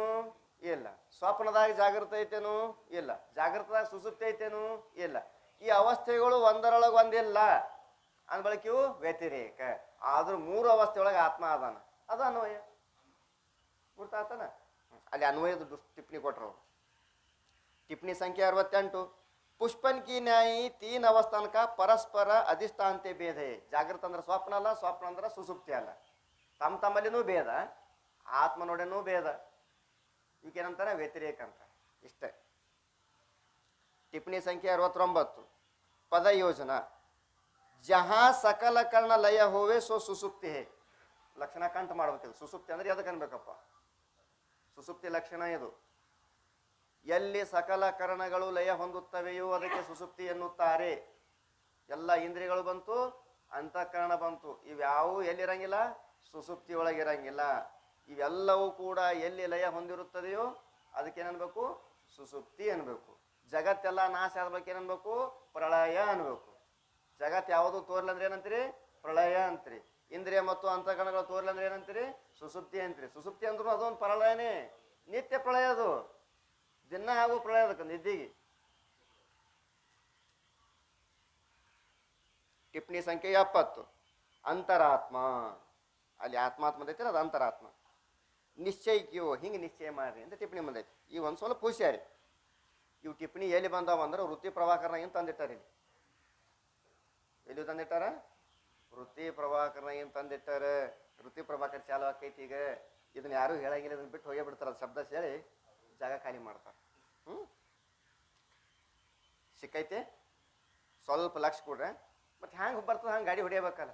ಸ್ಲೋ ಹಾದಿ ಬಂದಾಗ ವೈ ಅಂತ ಬಿಡೋದು, ಸುಮಾರು ಹಾದಿ ಬಂದಾಗ ಸ್ಲೋ ಅಂತ ಬಿಡೋದು. ಹೌದಾ? ಪ್ರಶ್ನೆ ಸಂಖ್ಯೆ 72. ವೃತ್ತಿ ಪ್ರಭಾಕರ ಗ್ರಂಥ 430ನೇ ಪುಟ, ಹಿಂದಿ ಗ್ರಂಥ ಒಳಗೆ ಈ ವಿಷಯ ಬಂದೈತಿ. ಸ್ವಪ್ನ ಅವರು ಸುಸುಪ್ತಿತೆ ಬೆನ್. ಇಲ್ಲಿ ನಿಲ್ಲಿಸ್ಬೇಕು. ಸ್ವಪ್ನ ಮತ್ತು ಸುಸುಪ್ತಿಗಿಂತಲೂ ಬೆನ್ ಇರಬೇಕು, ಅಷ್ಟು ನಿಲ್ಲಿಸ್ಬೇಕು ಅದನ್ನ. ಅಲ್ಲಿ ಅತಿವ್ಯಾಪ್ತಿ ಅವ್ಯಾಪ್ತಿ ಅಸಂಭವ ತೆಗಿಬೇಕಲ್ಲಿ, ಪದಕೃತಿ ಮಾಡ್ಬೇಕು ಅಂತ ಹೇಳ್ತೀನಿ ಮೊದಲು. ಸ್ವಪ್ನ ಅವರು ಸುಸುಪ್ತಿತೆ ಭಿನ್ನ, ಇದು ಒಂದು. ಇಂದ್ರಿಯ ಜನ್ಯ ಜ್ಞಾನಕ ಆಧಾರ ಕಾಲ, ಇದು ಎರಡು. और इंद्रिय जन्य ज्ञान के संस्कार का आधार काल, ಇದು ಮೂರು. ಇದಕ್ಕೆ ಜಾಗೃತ ಅವಸ್ಥಾ ಅಂತ ಕರಿಬೇಕು. ನೋಡಿ ಹ್ಯಾಂಗೈತೆ ಲಕ್ಷಣ. ಜಾಗೃತ ಅವಸ್ಥೆಯ ಲಕ್ಷಣ ಇದೆ. ಲಕ್ಷಣ ಯಾವಾಗಲೂ ಹ್ಯಾಂಗಿರ್ಬೇಕಂದ್ರೆ ಶುದ್ಧವಾಗಿರ್ಬೇಕು. ಶುದ್ಧವಾಗಿ ಅಂದ್ರೆ ಹ್ಯಾಂಗಪ್ಪ ಅಂತ ಕೇಳಿದ್ರೆ, ತೀನಿ ದೋಷಕ್ಕೆ ಅಭಾವಕ್ಕೆ ದರ್ಶಕ ವಿಚಾರ का नाम ಪದಕೃತಿ ಪರೀಕ್ಷಾ ಕೈ. ಅತಿವ್ಯಾಪ್ತಿ ಅವ್ಯಾಪ್ತಿ ಅಸಂಭವ ಏತತ್ರಯ ದೂಷಣ ರಹಿತತ್ವಂ ಸಲ್ಲಕ್ಷಣಂ. ಅತಿವ್ಯಾಪ್ತಿ ಅವ್ಯಾಪ್ತಿ ಅಸಂಭವ ಏತತ್ರಯ ದೂಷಣ, ದೂಷಣ ಅಂದ್ರೆ ದೋಷಗಳು, ರಹಿತತ್ವಂ ಸಲ್ಲಕ್ಷಣಂ. ಅತಿವ್ಯಾಪ್ತಿನೂ ಇರಬಾರ್ದು, ಅವ್ಯಾಪ್ತಿನೂ ಇರಬಾರ್ದು, ಅಸಂಭವ ದೋಷನೂ ಇರಬಾರ್ದು. ಅತಿವ್ಯಾಪ್ತಿ ಅಂದ್ರೆ ಏನ್ರಿ? ಹೇಳ್ರ.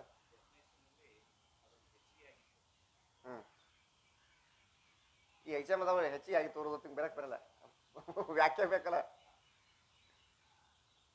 ಅಲಕ್ಷ್ಯ ಗಮನಂ ಅತಿವ್ಯಾಪ್ತಿ, ಅಲಕ್ಷ್ಯ ಗಮನಂ ಅತಿವ್ಯಾಪ್ತಿ ಅಥವಾ ಲಕ್ಷ್ಯ ರಹಿ ಅಲಕ್ಷ್ಯ ಗಮನಂ ಅತಿ ಲಕ್ಷ್ಯ ದೇಶ ವರ್ತಿತ್ವ ಸತಿ ಅಲಕ್ಷ್ಯ ದೇಶ ವರ್ತಿತ್ವಂ ಅತಿವ್ಯಾಪ್ತಿತ್ವಂ ಯಥಾ ಶೃಂಗಿತ್ವಂ ಘೋರಲಕ್ಷಣಂ. ಆಕಳ ಅಂದ್ರೆ ಹ್ಯಾಂಗೈತ್ರಿ ಅಂತ ಕೇಳೋಣ. ಕೋಡ್ ಉಳುದ್ದೆ ಆಕಳಪ್ಪ ಅಂದ್ರು. ಏನು ಕೋಡ್ ಉಳುದ್ದೆ ಆಕಳ? ಕೋಡ್ ಎಮ್ಮಿಗೂ ಇರ್ತಾವ, ಚಿಗರಿಗೂ ಇರ್ತಾವ, ಆಡಿಗೂ ಇರ್ತಾವಲ್ಲೋ, ಮತ್ತು ಅವಕ್ಕೂ ಮತ್ತು ಅವು ಗೆಂಡ ಮುರುಗಕ್ಕೂ ಇರ್ತಾವ. ಮತ್ತು ಕೋಡ್ ಉಳುದ ಆಕಳ ಅನ್ಬೇಕು. ಮತ್ತು ನಾ ಯಾವಾಗ ಹಿಡ್ಕೊಳ್ಳಿ ಅಂತ ಕೇಳ್ದವ. ಅತಿವ್ಯಾಪ್ತಿ ಆಯ್ತಲು. ಹಾಂ, ಸೊಸಿ ಹೊಸ್ತಾಗಿ ಮನೆಗೆ ಬಂದಿರ್ತಾಳೆ, ಅಡುಗೆ ಮಾಡವ ನೋಡೋಣ ಹ್ಯಾಂಗೆ ಮಾಡ್ತಿ ಅನ್ಬೇಕು. ಉಪ್ಪು ಹೆಚ್ಚು ಹಾಕ್ಬಿಟ್ರು. ಅಡುಗೆ ಏನು ಮಾಡಿದ್ಲು? ಉಪ್ಪ ಹೆಚ್ಚು ಹಾಕ್ಬಿಟ್ಲು. ಅದೇನಾಯ್ತು? ಅತಿವ್ಯಾಪ್ತಿ. ಅತಿ ಮರುದಿವ್ಸ ಬಂದಳು, ಏನವ ಇವತ್ತು ಅಡುಗೆ ಮಾಡಕ್ಕೆ ಹಚ್ಚೀನಿ, ಮೊದಲ ಮಾನ ಮ್ಯಾಗ 9 ದಿವಸ ಉಪವಾಸಿದ್ದೀನಿ, 10 ಮಣಿಗೆ ಅಟ್ಟ ಊಟ ಮಾಡ್ತೀನಿ, ಇಟ್ಟು ಉಪ್ಪು ಹಾಕಿದ್ರೆ ಹ್ಯಾಂಗೆ ಊಟ ಮಾಡ್ದ ತಾಯಿ ಅಂತ ಬೈದಳು. ಆಕೆ ಅಂಜಿಕಿಶನ್ ಮರುದಿವ್ಸ ಉಪ್ಪಾನೇ ಕಡಿಮೆ ಹಾಕಿದ್ಲು. ಮತ್ತು ಅತಿ ಕೇಳ್ತಾಳೆ, ಹಿಂಗ್ಯಾಕ ಯವ್ವ, ಮತ್ತು ನೀನು ನೇರೇ ನೋಡಿದ್ರೆ ಜಾಸ್ತಿ ಮಾಡ್ದಿ, ಇವತ್ತು ನೋಡಿದ್ರೆ ಪೂರಾ ಕಡಿಮೆ ಮಾಡಿದಿ. ಪೂರಾ ಕಡಿಮೆ ಮಾಡಿದಿ ಅಂದ್ರೇನು? ಅವ್ಯಾಪ್ತಿ ಆಯ್ತು. ಸೊಸಿ ಸಿಟ್ಟು ಬತ್ತು. ಹಾಕಿದ್ರೆ ಹೆಚ್ಚು ಹಾಕೇಳತ್ತಾಳೆ, ಮತ್ತು ಒಂದಿಟ್ಟು ಕಡಿಮೆ ಹಾಕಿದ್ರೆ ಪೂರಾ ಕಡಿಮೆ ಹಾಕೇಳತ್ತಾಳೆ. ಇವತ್ತು ಹಾಕೋದೇ ಬೇಡ ಅಂದ್ರೈತಿ. ಏನಿದ್ರಾಗ ಉಪ್ಪಿಲ್ಲ ಏನಿಲ್ಲ, ಹ್ಯಾಂಗೆ ತಿತ್ತರದು ನನಗೇನು ಜೈಲಾಗ ಬಿದ್ದದು ಕೈದಿ ಮಾಡಿದಿ ಎತ್ ಕೇಳೋದಕ್ಕೆ ಹತ್ತಿ. ಇದೇನಾಯ್ತು? ಅಸಂಭವ. ಹೆಚ್ಚಾದ್ರೆ ಅತಿವ್ಯಾಪ್ತಿ, ಕಡಿಮೆ ಬಿದ್ರೆ ಅವ್ಯಾಪ್ತಿ, ಒಟ್ಟ ಉಪ್ಪು ಹಾಕ್ಲಿಲ್ಲ ಅಂದ್ರೆ ಅಸಂಭವ. ಇದು ಅಗದಿ ಪಕ್ಕ, ಇದು ದಮ್ ತಿಳಿಸೋದು ಇದು. ಶಾಸ್ತ್ರ ಪ್ರಕಾರವಾಗಿ ಹೋಗ್ಬೇಕಂದ್ರೆ ಕೋಡ್ ಉಳ್ಳುದ್ದೆ ಆಕಳ ಅಂದ್ರೆ ಎಮ್ಮಿ ಒಳಗೂ ಹೋತ್, ಆಡಿನೊಳಗೂ ಹೋತ್, ಎಲ್ಲ ಒಳಗೆ ಹೋತು. ಇದಕ್ಕೆ ಅತಿವ್ಯಾಪ್ತಿ ಅಂತಾರೆ. ಅವ್ಯಾಪ್ತಿ ಅಂದ್ರೆ ಏನು ಅಂತ ಕೇಳಿದ್ರೆ, ಲಕ್ಷೈಕ ದೇಶ ವರ್ತಿತ್ವಂ ಅವ್ಯಾಪ್ತಿತ್ವಂ ಯಥಾ ಕಪಿಲತ್ವಂ ಘೋರಲಕ್ಷಣಂ. ಕಪ್ಪು ಅಥವಾ ಕೆಂಪು ಬಣ್ಣ ಉಳ್ಳುದೇ ಆಕಳ ನಾವು. ಕೆಂಪು ಬಣ್ಣ ಉಳ್ಳುದು ಆಕಳಪ್ಪ, ಆಕಳೊಳಗೆ ಮುಕ್ಕೋಟಿ ದೇವತೆಗಳದಾರ ಅಂತ ಹೇಳಿದ್ರು. ಇವಾಗ ಕೆಂಪು ಆಕಳ ಬಂದ್ರೆ ಅಟ ನಮಸ್ಕಾರ ಮಾಡೋ, ಬಿಳಿ ಆಕಳಿಗೆ ಮಾಡಲ್ಲ ಇವ. ಯಾಕೋ ನಮ್ಮ ಗುರುಗಳು ಹೇಳ್ಯಾರ ಕೆಂಪು ಇದ್ದದ್ದು ಆಕಳ ತಿಳಿಯರೆ, ಅದಕ್ಕೆ ಕೆಂಪು ಬಣ್ಣ ಉಳ್ಳುದ ಅಟ್ಟ ಆಕಳ ಕೂತು ಲಕ್ಷಣ ಕಡಿಮೆ ಬಿತ್ತಿಲು, ಅಡಿಯಾಗ ಉಪ್ಪು ಕಡಿಮೆ ಬಿದ್ದಂಗೆ ಕಡಿಮೆ ಬಿತ್ತು. ಇನ್ನು ಅಸಂಭವ ಅಂದ್ರೇನು? ಒಟ್ಟ ಸಂಭವಿಸಂಗೇ ಇಲ್ಲ. ಅಸಂಭವ ಅಂದ್ರೇನು? ಒಟ್ಟ ಸಂಭವಿಸದಂಗಿಲ್ಲ. ಅಸಂಭವತ್ವಂ ಒಟ್ಟ ಸಂಭವಿಸಂಗಿಲ್ಲ. ಅದು ಹೆಂಗೆ ಹತ್ಕಿದ್ರೆ ಏಕಶಪತ್ವಂ ಘೋರ ಲಕ್ಷಣಂ ಅನ್ನೋ. ಏಕಶಪತ್ವ ಅಂದ್ರೆ ಒಂದ ಕುರ ಉಳ್ಳುದ ಆಕಳ ಅನ್ನವ. ಕುರ ಬೂಟ್ ಅಂತೀರಿ ನೀವು, ಕುರ ಒಂದ ಉಳ್ಳುದ ಆಕಳ ಅನ್ನವ. ಒಂದ ಕುರ ಎದಕ್ಕೆ ಇರ್ತೈತಿ? ಕುದುರೆಗಿ ಮತ್ತು ಕತ್ತಿಗಿ. ಕತ್ತಿ ಒಂದೇ ಕುರ ಇರ್ತೈತಿ, ಎರಡು ಇರಂಗಿಲ್ಲ. ಕೊಳಗಂತಾರ ಅವಕ್ಕೆ, ಕುರಾನು ಅಂತಾರ ಕೊಳಗನು ಅಂತಾರ. ಅವು ಎರಡು ಇರಂಗಿಲ್ಲ ಅವಕ್ಕೆ ಅನ್ಬೇಕು. ಒಟ್ಟ ಇದು ಆಕಳ ಒಳಗೆ ಕುಣಿಸ್ಲೇ ಇಲ್ಲ. ಹಿಂಗೆ ಲಕ್ಷಣಗಳು ಅತಿವ್ಯಾಪ್ತಿ, ಅವ್ಯಾಪ್ತಿ, ಅಸಂಭವ ಆಗಬಾರ್ದು. ಏತತ್ರಯ ದೂಷಣ ರಹಿತತ್ವಂ ಸಲ್ಲಕ್ಷಣಂ. ಹಾಗೆ ಈಗ ಜಾಗೃತ ಲಕ್ಷಣದೊಳಗೆ, ಈ ಲಕ್ಷಣದೊಳಗೆ ಅತಿವ್ಯಾಪ್ತಿ, ಅವ್ಯಾಪ್ತಿ, ಅಸಂಭವ ಮಾಡಿ ತೋರಿಸ್ಬೇಕು. ಇದಕ್ಕೆ ಪದಕೃತಿ ಅಂತಾರೆ. ಇದಕ್ಕೇನಂತಾರೆ? ಪದಕೃತಿ. ಈ ದೋಷಗಳನ್ನು ತೆಗಿಬೇಕು. ಇಲ್ಲಿ ಏನಂದ್ರು ಅವರು? ಸ್ವಪ್ನ ಮತ್ತು ಸುಸುಪ್ತಿಗಿಂತಲೂ ಭಿನ್ನ ಅಂದರು. ಆಮೇಲೆ ಇಂದ್ರಿಯಜನ್ಯ ಜ್ಞಾನ ಕಾಲಕ ಆಧಾರ ಕಾಲ ಅಂದರು. ಮತ್ತು ಇಂದ್ರಿಯಜನ್ಯ ಜ್ಞಾನದ ಸಂಸ್ಕಾರದ ಆಧಾರ ಕಾಲ ಅನ್ಬೇಕು. ಇದಕ್ಕೆ ಜಾಗೃತ ಅವಸ್ಥಾ ಅನ್ಬೇಕು ಅಂತ ಕರೆದ್ರು. ಇಲ್ಲಿ ಮೊದಲು ಏನು ಪದ ತಗೋಬೇಕು ನಾವು ಅಂದ್ರೆ, ಅದ್ರ ಮೇಲೆ ಒಂದು ಸಂಕೇತ ಹಾಕ್ಬೇಕಲ್ಲಿ. ನಾನು ನಿಮ್ಗೆ ಎಲ್ಲೆಲ್ಲಿ ಪಾಯಿಂಟ್ ಮಾಡಿದ್ದೀನಲ್ಲ ಅಲ್ಲೆಲ್ಲಿ ಪಾಯಿಂಟ್ ಮಾಡಬೇಕು. ಮಾಡಿದ್ರಿ ಪಾಯಿಂಟ? ಮಾಡಿದ್ರಿ? ಇನ್ನೊಮ್ಮೆ ಹೇಳ್ತೀನಿ, ಪಾಯಿಂಟ್ ಇಲ್ಲಿ ಮಾಡ್ಬೇಕು ಅನ್ನೋದು. ಸ್ವಪ್ನ ಮತ್ತು ಸುಸುಪ್ತಿಗಿಂತಲೂ ಭಿನ್ನ, ಇದು ಒಂದು ಪಾಯಿಂಟ್. ಇದ್ರ ಮೇಲೆ 3 ಸಂಖ್ಯೆ ಹಾಕ್ಬೇಕು. ಇದು 3ನೇದಕ್ಕೆ ತಗೋಬೇಕು. ಇದನ್ನು ಸಂಖ್ಯೆ 3 ಇಂದ್ರಿಯ ಜನ್ಯ ಜ್ಞಾನದ ಆಧಾರ ಕಾಲ ಅಂತ ಹಾಕ್ಬೇಕು. ಇಲ್ಲಿ ಒಂದು ಪಾಯಿಂಟ್ ನಿಲ್ಲಿಸ್ಬೇಕು. ಇದ್ರ ಮೇಲೆ 1 ಸಂಖ್ಯೆ ಹಾಕ್ಬೇಕು.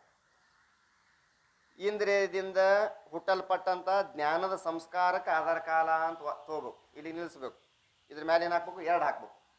3 ಆದವ. ಈಗ ನಾ ಯಾವ್ದು ತೋತಿನಲ್ಲ ಅದು ಮೊದಲನೇದು 1ನೇದ ತಿಳ್ಕೊಬೇಕು. ಇಲ್ಲಿ ಏನು ತಂದ್ರವರು? ಇಂದ್ರಿಯದಿಂದ ಎಲ್ಲಿ ಜ್ಞಾನ ಆಗ್ತದೆ ಅದಕ್ಕೆ ಏನು ಅನ್ಬೇಕು? ಜಾಗೃತ ಅನ್ಬೇಕ್ರಿ ಅಂದವ. ಇಷ್ಟು ತಗೋಬೇಕು. ಇದು ಒಂದ ಪದ 3 ಹಾಕಿಟ್ರು, ಒಂದ ಪದ ಇಟ್ರು ಬರ್ತದೇನು? ಗುರ್ತಾಗ್ತೈತ್ರಿ? ಎಲ್ಲಿ ಇಂದ್ರಿಯದಿಂದ ವ್ಯವಹಾರ ಆಗ್ತೈತಿ, ಇವು 5 ಜ್ಞಾನೇಂದ್ರಿಯಗಳಿಂದ, ಪಂಚ ಕರ್ಮೇಂದ್ರಿಯಗಳಿಂದ ನಮ್ಮ ಎಲ್ಲಿ ದಿನನಿತ್ಯ ಚಟುವಟಿಕೆಗಳು ನಡೆಯುತ್ತವೆಯೋ ಅದಕ್ಕೆ ಜಾಗೃತ ಅವಸ್ಥಾ ಅಂದ್ರೆ ಬರ್ತೈತೇನು ಅಂತ ಕೇಳಿದ್ರೆ, ಇದೇನು ಆಕೈತಿಯಪ್ಪ ಅಂದ್ರೆ ಲಕ್ಷಣ ಅವ್ಯಾಪ್ತಿ ಆಕೈತಿ. ಇಷ್ಟ ಅಂದ್ರೆ ಕಡಿಮೆ ಬೀಳ್ತೈತಿ. ಈ ಲಕ್ಷಣ ಏನಾಕೈತಿ? ಕಡಿಮೆ ಬೀಳ್ತೈತಿ. ಎಲ್ಲಿ ಕಡಿಮೆ ಬೀಳ್ತೈತ್ರಿ ಅಂತ ಕೇಳಿದ್ರೆ, ಯಾರು ಕೆಲಸ ಮಾಡಾಕತ್ತಾರ, ಯಾರು ತಿನ್ನಾಕತ್ತಾರ, ನೋಡಾಕತ್ತಾರ, ಉಣ್ಣಾಕತ್ತಾರ, ಕೇಳಿಸ್ಕೊಳಕತ್ತಾರ, ಅಲ್ಲಿ ಲಕ್ಷಣ ಕೂತು. ಉದಾಸೀನ ಪುರುಷ ಒಬ್ಬ ಸುಮ್ಮ ಕೂತಾನ, ಒಟ್ಟ ತಟಸ್ಥಾಗಿ ಇಡ್ತಾಳ, ಏನು ವ್ಯವಹಾರ ಮಾಡಾಕತ್ತಿ ನಾವು. ಎಲ್ಲಿ ಇಂದ್ರಿಯಗಳಿಂದ ವ್ಯವಹಾರ ಆಗ್ತದ ಕಟ್ಟ ಜಾಗೃತ ಅಂದ್ರೆ ಉದಾಸೀನ ಪುರುಷ ಜಾಗೃತನಾಗ ಕೂತಾನಿಲ್ಲೋ. ಮತ್ತು ಅವ್ನು ಇಂದ್ರಿಯದಿಂದ ವ್ಯವಹಾರ ಮಾಡಾಕತ್ತಾನಲ್ಲಿ, ಮತ್ತು ಅವ್ನು ಜಾಗೃತನಾಗ ಇಲ್ಲ ಅನ್ಬೇಕು. ಅವನಿಗೆ ಜಾಗೃತನಾಗ ಅವ ಇಲ್ಲ ಅನ್ಬೇಕೇನು? ಜಾಗೃತನಾಗ ಅದಾನಿಲ್ಲೋ. ಮತ್ತು ಇಂದ್ರಿಯದಿಂದ ಎಲ್ಲಿ ವ್ಯವಹಾರ ನಡೀತಾವ ಅದಕ್ಕೆ ಜಾಗೃತ ಅನ್ಬೇಕು ಅಂತಂದ್ರೆ ಉದಾಸೀನ ಪುರುಷನಲ್ಲಿ ಕಡಿಮೆ ಬಿತ್ತು. ಅದನ್ನು ಬೇಡ್ರಿ. ಅಹಂ ಸುಖಿ ಅಹಂ ದುಃಖಿ ಅನ್ನುವಾಗಲೂ ಕಡಿಮೆ ಬಿತ್ತು. ನಾನು ಸುಖಿ ಅಂತಾನಿಲ್ಲ ಮನುಷ್ಯ, ನಾನು ದುಃಖಿ ಅಂತಾನಿಲ್ಲ, ಅಲ್ಲಿ ಕಡಿಮೆ ಬಿತ್ತು. ಅಲ್ಲಿ ಹಂಗೆ ಕಡಿಮೆ ಬೀಳ್ತದೆ? ಅಲ್ಲಿ ಹಂಗೆ ಕಡಿಮೆ ಬೀಳ್ತದೆ. ಯಾಕಂದ್ರೆ ಇಂದ್ರಿಯಗಳು ಅಸಾಧಾರಣ ಕಾರಣ ಅದಾವ. ಇಂದ್ರಿಯ ಏನದಾವ? ಅಸಾಧಾರಣ ಕಾರಣ ಅದಾವ. ಕಣ್ಣ ನೋಡಾಕಟ್ಟ ಕಾರಣ, ಕಿವಿ ಕೇಳಿಸೋದಕ್ಕಟ್ಟ ಕಾರಣ, ಮೂಗ ಗಂಧವನ್ನು ಗ್ರಹಿಸೋದಕ್ಕಟ್ಟ ಕಾರಣ, ನಾಲಿಗೆ ರುಚಿ ನೋಡಕಟ್ಟ ಕಾರಣ, ಚರ್ಮ ಸ್ಪರ್ಶ ಜ್ಞಾನ ಮಾಡ್ಕೋಕಟ್ಟ ಕಾರಣ ಅನ್ಬೇಕು. ಸುಖ ದುಃಖ ಯಾವ ಇಂದ್ರಿಯಗಳಿಗೆ ವಿಷಯ ಅದವಪ್ಪ? ಯಾವ ಇಂದ್ರಿಯಗೂ ವಿಷಯ ಇಲ್ಲ. ಅದು ಡೈರೆಕ್ಟ್ ನೇರವಾಗಿ ಅಂತಃಕರಣಕ್ಕೆ ವಿಷಯ ಅದಾವ. ಗುರ್ತಾತಿಲ್ಲೋ? ಮತ್ತು ಅಹಂ ಸುಖಿ ಅಂತ ಅನ್ನಕತ್ತಾನಿಲ್ಲೋ, ಸುಖ ಜ್ಞಾನ ಆಗೈತಿಲ್ಲೋ, ಮತ್ತು ಅದು ಜಾಗೃತ ಅನ್ಬೇಕು ಅನ್ಬಾರ್ದು? ಅನ್ಬೇಕು. ಮತ್ತು ಇಂದ್ರಿಯಗಳಿಂದ ವ್ಯವಹಾರ ನಡೆಯಲ್ಪಟ್ಟಂಥ ಅವಸ್ಥೆಗೆ ಜಾಗೃತ ಅವಸ್ಥೆ ಅಂದ್ರೆ ಅಹಂ ಸುಖಿ ಅನ್ನುವಲ್ಲಿ ಉದಾಸೀನ ಪುರುಷನಲ್ಲಿ ಕಡಿಮೆ ಬಿತ್ತು. ಕಡಿಮೆ ಬಿತ್ತು ಅಂದ್ರೆ ಬಿಟ್ಟು ಕಡಿಮೆ ಬಿದ್ದು ಬೆಲ್ಲ ಹಾಕ್ಬಿಡ್ರಿ. ಮತ್ತು ನಾಳೆ ಒಂದಿಟ್ಟು ಹೆಚ್ಚಿಗೆ ಹಾಕತ್ತಿರು. ಅದು ಊಟಕ್ಕೆ ನಡೀತದೆ, ಲಕ್ಷಣ ನಡೆಯಂಗಿಲ್ಲ ಅದು. ಅದನ್ನು ನಿವೃತ್ತಿ ಮಾಡೋಗೋಸ್ಕರವಾಗಿ ಏನು ಮಾಡಿದ್ರು? ಏನು ಮಾಡ್ತಾರೆ ಇಲ್ಲಿ? ಇಂದ್ರಿಯಜನ್ಯ ಜ್ಞಾನಕ್ಕೆ ಸಂಸ್ಕಾರಕ ಆಧಾರ ಕಾಲ ಪದ ತಗೋಬೇಕು. ಅವ ಅಹಂ ಸುಖಿ ಅನ್ನುವಲ್ಲಿನೂ ಸಂಸ್ಕಾರ ಅದಾವಿಲ್ಲೋ? ಅವನ ತಕ್ಕ ಸಂಸ್ಕಾರಗಳು ಅದಾವಿಲ್ಲೋ? ಉದಾಸೀನ ಪುರುಷನಂತಕ್ಕೂ ಸಂಸ್ಕಾರ ಅದಾವ. ಅನ್ಬೇಕ ಸಂಸ್ಕಾರ ಎಲ್ಲಿ ಇರ್ತಾವ ಅದಕ್ಕೆ ಜಾಗೃತ ಅವಸ್ಥೆ ಅನ್ಬೇಕಪ್ಪ ಅಂತಂದ್ರು. ಇಟ್ಟ ಅಂದ್ರೆ ಬರ್ತದೆ ಅನ್ನೋದು ಕೇಳಿದ್ರೆ ಮತ್ತೆ ಏನಾಯ್ತು, ಅತಿವ್ಯಾಪ್ತಿ ಆಯ್ತು. ಎಲ್ಲಿ ಅತಿವ್ಯಾಪ್ತಿ ಆಯ್ತು? ಸ್ವಪ್ನ ಮತ್ತು ಸುಸುಪ್ತಿ ಒಳಗೆ ಅತಿವ್ಯಾಪ್ತಿ ಆಯ್ತು. ಸ್ವಪ್ನದ ಸಂಸ್ಕಾರ ಇರ್ತಾವ, ಸುಸುಪ್ತಿ ಒಳಗೂ ಸಂಸ್ಕಾರ ಇರ್ತಾವ. ಮುಂಜಾನೆ ಎದ್ಬೇಕ ನಾ ಯಾರು, ಇದು ಯಾರ ಮನಿ, ನೀ ಯಾರು, ಹೆಂಡತಿಗೆ ಯಾರು ಕೇಳ್ತಾನ? ಇಲ್ಲ, ನಿನ್ನೆ ಸಂಸ್ಕಾರ ಎಲ್ಲ ಇರ್ತಾವ ತಿಳ್ಕೊಂಡ ಇವತ್ತೆಲ್ಲ ನೆನಪಾಕಿರ್ತಾವ. ಹೌದಲ್ಲ?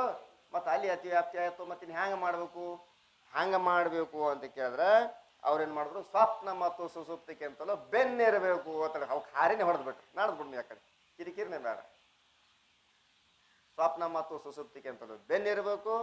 ಇಂದ್ರಿಯದಿಂದ ಆಗುವಂಥ ಜ್ಞಾನ, ಇಂದ್ರಿಯಗಳಿಂದ ಜ್ಞಾನ ಆಗ್ತಿರ್ಬೇಕು.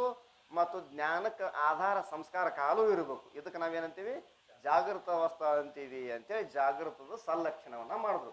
ಗುರ್ತಾತೋ ಏನೋ ಎಕ್ಸ್ಪ್ಲೇನ್ ಮಾಡ್ಬೇಕು, ಗುರ್ತಾತ? ಮುಂದೆ ಹೋಗೋಣ, ಚಲೋ. ಟಿಪ್ಪಣಿ ಸಂಖ್ಯೆ 73. ಈಗೇನು ಹೇಳ್ತಾರ? ಸ್ವಪ್ನದ ಲಕ್ಷಣ ಹೇಳ್ತಾರ. ಇಂದ್ರಿಯಸೇ ಅಜನ್ಯ ವಿಷಯ ಗೋಚರ. ಇಲ್ಲಿಗೆ ಒಂದು, ಇಲ್ಲಿಗೆ ನಿಲ್ಲಿಸ್ಬೇಕು ಪಾಯಿಂಟ್.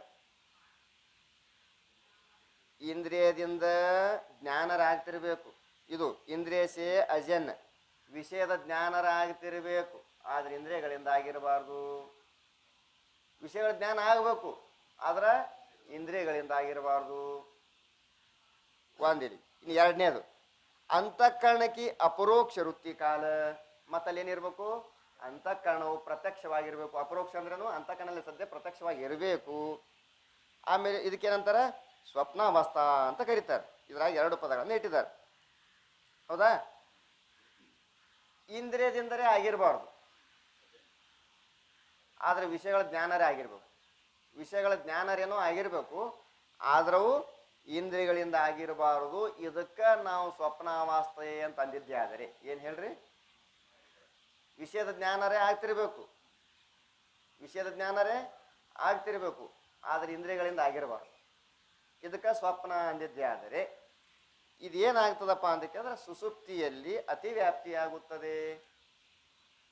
ಎಲ್ಲಿ ಅತಿವ್ಯಾಪ್ತಿ ಆಗುತ್ತದೆ? ಸುಸುಪ್ತಿ ಒಳಗೆ ಅತಿವ್ಯಾಪ್ತಿ ಆಗುತ್ತದೆ. ಹೋಡುಳುದೇ ಆಕಳ ಅಂದ್ರೆ ಎಮ್ಮಿ ಒಳಗ, ಆಡಿನ ಒಳಗ ಅತಿವ್ಯಾಪ್ತಿ ಆಯ್ತಲೋ, ಹಂಗಿದು ಸುಸುಪ್ತಿ ಒಳಗೆ ಅತಿವ್ಯಾಪ್ತಿ ಆಯ್ತು. ಅದೇ ಹಂಗ್ರಿ ಅಂತ ಕೇಳಿದ್ರೆ ಸುಸುಪ್ತಿ ಒಳಗೆ ಸುಖದ ಜ್ಞಾನ ಆಗೈತಿ, ಅಜ್ಞಾನದ ಜ್ಞಾನ ಆಗೈತಿ. ಅಹಂ ಅಹಂ ನ ಜಾನಾಮಿ ಅಂತಾನಿಲ್ಲೋ, ನಾನು ಸುಖವಾಗಿ ಮಲಗಿದ್ದೆ, ನನಗೇನು ಗೊತ್ತಾಗಿಲ್ಲ ಅಂತ ಅದ್ರ ಜ್ಞಾನ ಆಗೈತಿ. ಎದ್ರದ ಜ್ಞಾನ ಆಗೈತಿ? ಅಲ್ಲಿ ಸುಖದ್ದು ಜ್ಞಾನ ಆಗೈತಿ, ಅಜ್ಞಾನದ್ದು ಜ್ಞಾನ ಆಗೈತಿ. ಮತ್ತು ಇಂದ್ರಿಯಗಳಿಂದ ಆಗೈತಿ ಅನ್ನೋದು, ಮತ್ತು ಇಂದ್ರಿಯದಿಂದ ಆಗಿರಬಾರ್ದು. ವಿಷಯದ ಜ್ಞಾನರೇ ಆಗಿರ್ಬೇಕು, ಆದ್ರೆ ಇಂದ್ರಿಯಗಳಿಂದ ಆಗಿರಬಾರ್ದು. ಅದಕ್ಕೆ ಸ್ವಪ್ನ ಅಂದ್ರೆ ಮತ್ತೆ ಸುಸುಪ್ತಿ ಒಳಗೂ ಹಂಗ ಹಾಕವಲ್ಲಪ್ಪ ವ್ಯವಹಾರ. ಮತ್ತು ಸ್ವಪ್ನ ಸುಸುಪ್ತಿ ಎರಡು ಒಂದೇ ಏನು ಗುರ್ತಾಗತ್ತಲ್ಲ ಹೇಳೋದು. ವಿಷಯದ ಜ್ಞಾನ ಆಗ್ತಿರ್ಬೇಕು, ಆದ್ರೆ ಇಂದ್ರಿಯಗಳಿಂದ ಆಗಬಾರ್ದು. ಅದಕ್ಕೆ ನೀ ಕನಸಂದೆ ಅಂದ್ರೆ ಮತ್ತು ಸುಸುಪ್ತಿ ಒಳಗೂ ವಿಷಯ ಜ್ಞಾನ ಆಕೈತಿ, ಇಂದ್ರಿಯಗಳಿಂದ ಆಗಂಗಿಲ್ಲ. ಗುರ್ತಾಗತ್ತಲ್ಲ? ಸುಸುಪ್ತಿ ಒಳಗ ಅತಿವ್ಯಾಪ್ತಿ ಆತು. ಹೌದಲ್ಲ? ಅದರ ನಿವೃತ್ತಿಯಾಗಿ ಏನು ಮಾಡಿದ್ರು? ಅಂತಃಕರಣ ಅಂತ ಪದ ಇಟ್ರು. ಏನಿಟ್ರು? ಅಂತಃಕರಣ ಅಂತ ಪದ ಇಟ್ರು. ಹೌದಪ್ಪ, ಸುಸುಪ್ತಿ ಒಳಗೂ ಇಂದ್ರಿಯ ಇಲ್ಲದೆ ಜ್ಞಾನ ಆಕೈತಿ, ಸ್ವಪ್ನದೊಳಗೂ ಇಂದ್ರಿಯ ಇಲ್ಲದ ಜ್ಞಾನ ಆಕೈತಿ. ಆದ್ರೆ ಸ್ವಪ್ನದೊಳಗ ಅಂತಃಕರಣದಿಂದ ಆಕೈತಿ, ಸುಸುಪ್ತಿ ಒಳಗ ಅಜ್ಞಾನ ಅವಿದ್ಯಾ ವೃತ್ತಿಯಿಂದ ಆಕೈತಿ. ಎದರಿಂದ ಆಕೈತಿ? ಅವಿದ್ಯಾ ವೃತ್ತಿಯಿಂದ ಆಕೈತಿ. ನಾವೇನು ಮಾಡಿದೀವಿ ಅಲ್ಲಿ? ಅಂತಃಕರಣ ಪದ ಇಟ್ಟಿವಿ. ಅಂತಃಕರಣದ ಪದ ಇಡೋದ್ರಿಂದ ಏನಾಯ್ತು? ಎಲ್ಲಿಂದ? ಸುಸುಪ್ತಿಯಲ್ಲಿ ಆಗಲ್ಪಟ್ಟಂತ ಅತಿವ್ಯಾಪ್ತಿ ನಿವೃತ್ತಿ ಆಗ್ತು. ಆದ್ರಿಂದ ಏನ್ ಮಾಡಿದ್ರು ಅವರು? ಇಲ್ಲಿ ಕೇವಲ ಅಂತಃಕರಣ ಅಂತಿಟ್ರೆ, ಅಂತಃಕರಣ ಇದ್ದದ್ದಕ್ಕನ ಸ್ವಪ್ನ ಅವಸ್ಥೆ ಅಂದ್ರೆ ಜಾಗೃತದಲ್ಲಿ ಮತ್ತೆ ಅತಿವ್ಯಾಪ್ತಿ ಆಯ್ತು. ಯಾಕೆ? ಜಾಗೃತದಲ್ಲಿ ಘಟಜ್ಞಾನ ಪಟಜ್ಞಾನ ಅಂತಃಕರಣ ವೃತ್ತಿಯಿಂದನೇ ಆಗೈತಿ. ಹೌದಲ್ಲ? ಅದಕ್ಕೆ ಏನ್ ಮಾಡಿದ್ರು ಅವರು? ಇಂದ್ರಿಯ ಅಜನ್ಯ ಅಂತ ಇಟ್ರು. ಜಾಗೃತಲ್ಲೇನೋ ಅಂತಃಕರಣ ಐತಿ, ಆದ್ರೆ ಇಂದ್ರಿಯ ಸಹಾಯದಿಂದ ಆಗೈತಿ. ಘಟಪಟ ಜ್ಞಾನ ಇಂದ್ರಿಯದಿಂದ, ಇಂದ್ರಿಯಗಳ ಸಹಾಯವನ್ನ ತೆಗೆದುಕೊಂಡು ಘಟಪಟ ಜ್ಞಾನ ಆಗೈತಿ ಜಾಗೃತದೊಳಗೆ. ಆದ್ರೆ ಸುಸುಪ್ತಿ ಒಳಗ ಇಂದ್ರಿಯ ಸಹಾಯವಿಲ್ಲದೆ ಕೇವಲ ಅಂತಃಕರಣದ ಜ್ಞಾನ ಆಗೈತಿ. ಅದಕ್ಕಲ್ಲೇ ಇಂದ್ರಿಯ ಅಜನ್ಯ ವಿಷಯ ಗೋಚರ ಅಂತಃಕರಣಕ್ಕೆ ಅಪರೋಕ್ಷ ವೃತ್ತಿ ಕಾಲ ಸ್ವಪ್ನ ಅವಸ್ಥಾ ಕೈ ಅನ್ನೋ ಲಕ್ಷಣ ಇದು ನಿರ್ದೋಷವಾಗಿರುತ್ತದೆ, ಸಲ್ಲಕ್ಷಣವಾಗಿರುತ್ತದೆ. ಮುಂದೋಗೋಣ. ವೃತ್ತಿ ಪ್ರಭಾಕರ 135ನೇ ಪುಟದೊಳಗೆ ಬಂದೈತಿ. 157ನೇ ಹೆಡ್ಡಿಂಗ್ ಹಿಂದಿ ಗ್ರಂಥ. ಇದೊಂದು ನಡೆಸಿಬಿಡೋನಲ್ಲ. ಸುಸುಪ್ತಿದೊಂದು ಮುಗಿಸಿಬಿಡು. ಸುಖಗೋಚರ ಇದು ಒಂದು, ಇಲ್ಲಿ ನಿಲ್ಲಿಸ್ಬೇಕು. ಕೊಟ್ಟಾರೇನಲ್ಲಿ?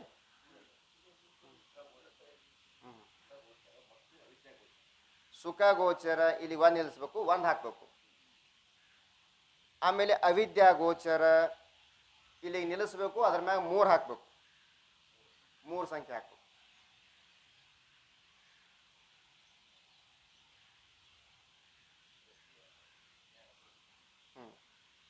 ಅವಿದ್ಯಾಕಿ ವೃತ್ತಿ ಕಾಲ ಇಲ್ಲಿಗೆ ನಿಲ್ಲಿಸ್ಬೇಕು, ಇದ್ರ ಮೇಲೆ 2 ಹಾಕ್ಬೇಕು. ಸುಸುಪ್ತಿ ಅವಸ್ಥಾ ಕೈ ಏನಂದ್ರವರು ಸುಖದ ಜ್ಞಾನ ಆಗ್ತಿರ್ಬೇಕು, ಅವಿದ್ಯಾದು ಜ್ಞಾನ ಆಗ್ತಿರ್ಬೇಕು. ಇವೆರಡೂ ಜ್ಞಾನ ಅವಿದ್ಯಾ ವೃತ್ತಿಯಿಂದ ಆಗ್ತಿರ್ಬೇಕು. ಎದರಿಂದ ಆಗ್ತಿರ್ಬೇಕು? ಅವಿದ್ಯಾ ವೃತ್ತಿಯಿಂದ. ಯಾವ್ದ್ಯಾವುದು? ಸುಖದ ಜ್ಞಾನ, ಅಜ್ಞಾನದ ಜ್ಞಾನ. ನೋಡಿ ಹಂಗೈತೆ ಅದು. ಸುಖದ ಜ್ಞಾನ, ಅಜ್ಞಾನದ ಜ್ಞಾನ, ಇವೆರಡೂ ಜ್ಞಾನ ಆಗ್ತಿರ್ಬೇಕು. ಅದಕ್ಕೆ ಸುಸುಪ್ತಿ ಅಂತ ಕರೀತಾರ ಅಂತ ಹೇಳಿದ್ರು ಅವರು. ಎಲ್ಲಿ ಸುಖ ಬರೀ ಸುಖ ಗೋಚರ ಅಂತ ಇಟ್ಟೆ ಅಂದ್ರು. ಎಲ್ಲಿ ಸುಖದ ಜ್ಞಾನ ಆಕೈತಿ, ಅಹಂ ಸುಖಿ ಅಹಂ ಸುಖಿ ಅಹಂ ಸುಖಿ ಅಂತಾನಿಲ್ಲ. ಎಲ್ಲಿ ಸುಖದ ಜ್ಞಾನ ಆಕೈತಿ ಅದಕ್ಕೆ ಸುಸುಪ್ತಿ ಅವಸ್ಥಾ ಅಂದ್ರೆ ಬರ್ತೈತಿ ಏನು ಅಂತ ಕೇಳಿದ್ರೆ ಜಾಗೃತದಲ್ಲಿ ಅತಿವ್ಯಾಪ್ತಿ ಹಾಕದ. ಜಾಗೃತೊಳಗೆ ಅಹಂ ಸುಖಿ ಅಂತಾನಿಲ್ಲ. ತಿನ್ನುವಾಗ ಅಹಂ ಸುಖಿ ಅಂತಾನ, ನೋಡುವಾಗ ಅಹಂ ಸುಖಿ ಅಂತಾನ, ಕೇಳಿಸೋಳಾಗ ಅಹಂ ಸುಖಿ ಅಂತಾನ. ಹೌದಲ್ಲ? ಯಾವ್ದಾರ ಒಂದು ಲಾಟ್ರಿ ಹೊಡಿತಾನ, ಅಹಂ ಬಹು ಸುಖಿ ಅಂದ್ಬಿಡ್ತಾನ. ಅವಾಗ ಲಾಟ್ರಿ ಹೊಡಿತಾನ, ದೊಡ್ಡ ಸುಖಿ ಅದ ಅಂತ ಹೇಳ್ತಾನವ. 10 ಚೀಲ ಆಗೋ ಕಾಳ 15 ಚೀಲ ಆತಪ್ಪ ಅಂದ್ರೆ ದೊಡ್ಡ ಸುಖಾರಿ ವರ್ಷ ಆತನ ಅಂತಾನೋ. ಜಾಗೃತೊಳಗೂ ಸುಖಿ ಅಂತಾನ. ಹೌದಲ್ಲ? ಇಲ್ಲಿ ಅತಿವ್ಯಾಪ್ತಿ ಆತು. ಹೌದು. ಈ ಅತಿವ್ಯಾಪ್ತಿ ನಿವೃತ್ತಿಗೋಸ್ಕರವಾಗಿ ಏನು ಮಾಡಿದ್ರು ಅವರು? ಅವಿದ್ಯಾವೃತ್ತಿ ಅಂತಿಟ್ರು. ಯಾಕಂದ್ರೆ ಜಾಗೃತೊಳಗ ಅಹಂ ಸುಖಿ ಏನಂತಾನಲ್ಲ, ಅಂತಃಕರಣ ವೃತ್ತಿಯಿಂದ ಅಂತಾನಪ್ಪ. ಏನಂತಾನವ? ಅಂತಃಕರಣ ವೃತ್ತಿಯಿಂದ ಇರ್ತಾನ. ಅದಕ್ಕೆ ಅವಿದ್ಯಾ ವೃತ್ತಿ ಇಡೋದ್ರಿಂದ ಏನಾಯ್ತು? ಜಾಗೃತದಲ್ಲಿ ಅಹಂ ಸುಖಿ ಅಂತಾನಲ್ಲ, ಅಲ್ಲಿರ್ತಕ್ಕಂಥ ಅತಿವ್ಯಾಪ್ತಿ ನಿವೃತ್ತಿ ಆಯ್ತು. ಇನ್ನು ಅವಿದ್ಯಾ ವೃತ್ತಿ ಇದ್ದದ್ದಕ್ಕನೇ ಸುಸುಪ್ತಿ ಅವಸ್ಥಾ ಅಂದ್ರೆ ಮತ್ತೆ ಜಾಗೃತದಲ್ಲಿ ಅತಿವ್ಯಾಪ್ತಿ ಆಗ್ತದೆ. ಮತ್ತೆ ಅತಿವ್ಯಾಪ್ತಿ ಆಗ್ತದ ಜಾಗೃತದಲ್ಲಿ. ಅದೆಲ್ಲಿ ರೀತಿ ಕೇಳಿದ್ರೆ ರಜ್ಜು ಸರ್ಪದಲ್ಲಿ, ಹಗ್ಗದಲ್ಲಿ ಹಾಮಿ ಜ್ಞಾನ ಅವಿದ್ಯಾ ವೃತ್ತಿಯಿಂದ ಆಗೈತಿ. ಸಿಂಪಿಯಲ್ಲಿ ಬೆಳ್ಳಿ ಜ್ಞಾನ ಅವಿದ್ಯಾ ವೃತ್ತಿಯಿಂದ ಆಗೈತಿ. ಮಂಡ ಗಿಡದಲ್ಲಿ ಕಳ್ಳನ ಜ್ಞಾನ ಅವಿದ್ಯಾ ವೃತ್ತಿಯಿಂದ ಆಗೈತಿ. ಎಲ್ಲಿ ಅವಿದ್ಯಾ ವೃತ್ತಿ ಇರ್ತದ ಅದಕ್ಕೆ ಜಾಗೃತ ಅಂದ್ರೆ ಅಧ್ಯಾಸ ಸಮಯದಲ್ಲಿ ನಿನ್ನ ಲಕ್ಷಣ ಅತಿವ್ಯಾಪ್ತಿ ಆತು. ಏನಾತು? ಅತಿವ್ಯಾಪ್ತಿ ಆತು. ಅದನ್ನ ನಿವೃತ್ತಿಗೋಸ್ಕರವಾಗಿ ಏನ್ ಮಾಡಿದ್ರು? ಅವಿದ್ಯಾಗೋಚರ. ಏನ್ ಪದ ಇಟ್ರು? ಅವಿದ್ಯಾ. ನೋಡಪ್ಪ, ಹಗ್ಗದಲ್ಲಿ ತೋರಲ್ಪಟ್ಟಂತ ಹಾವಿನ ಜ್ಞಾನ ಆಗಲಿ, ಮಂಡ ಗಿಡದಲ್ಲಿ ತೋರಲ್ಪಟ್ಟಂತ ಕಳ್ಳನ ಜ್ಞಾನ ಆಗಲಿ, ಸಿಂಪಿಯಲ್ಲಿ ತೋರಲ್ಪಟ್ಟಂತ ಬೆಳ್ಳಿ ಜ್ಞಾನ ಆಗಲಿ, ಅದು ಅವಿದ್ಯದ ಕಾರ್ಯ ಐತಿ. ನಾವು ಕಾರಣ ಬಗ್ಗೆ ಹೇಳಾಗತ್ತಿದೀವಪ್ಪ. ಅದು ಅವಿದ್ಯೆ ಕಾರ್ಯಲು. ನಾವು ಎಲ್ಲಿ ಸ್ವತಃ ಅವಿದ್ಯೆ ಇರ್ತೈತಿ ಅದಕ್ಕೆ ಸುಸುಪ್ತಿ ಅಂತೀವಿ. ಸುಸುಪ್ತಿ ಒಳಗೆ ಅಜ್ಞಾನನೇ ಇರ್ತೈತಿ. ಅಜ್ಞಾನಕ್ಕೆ ವಿಶೇಷ ಅವಸ್ಥಾಕ್ಕೂ ಸುಸುಪ್ತಿ ಕೈಯೇ.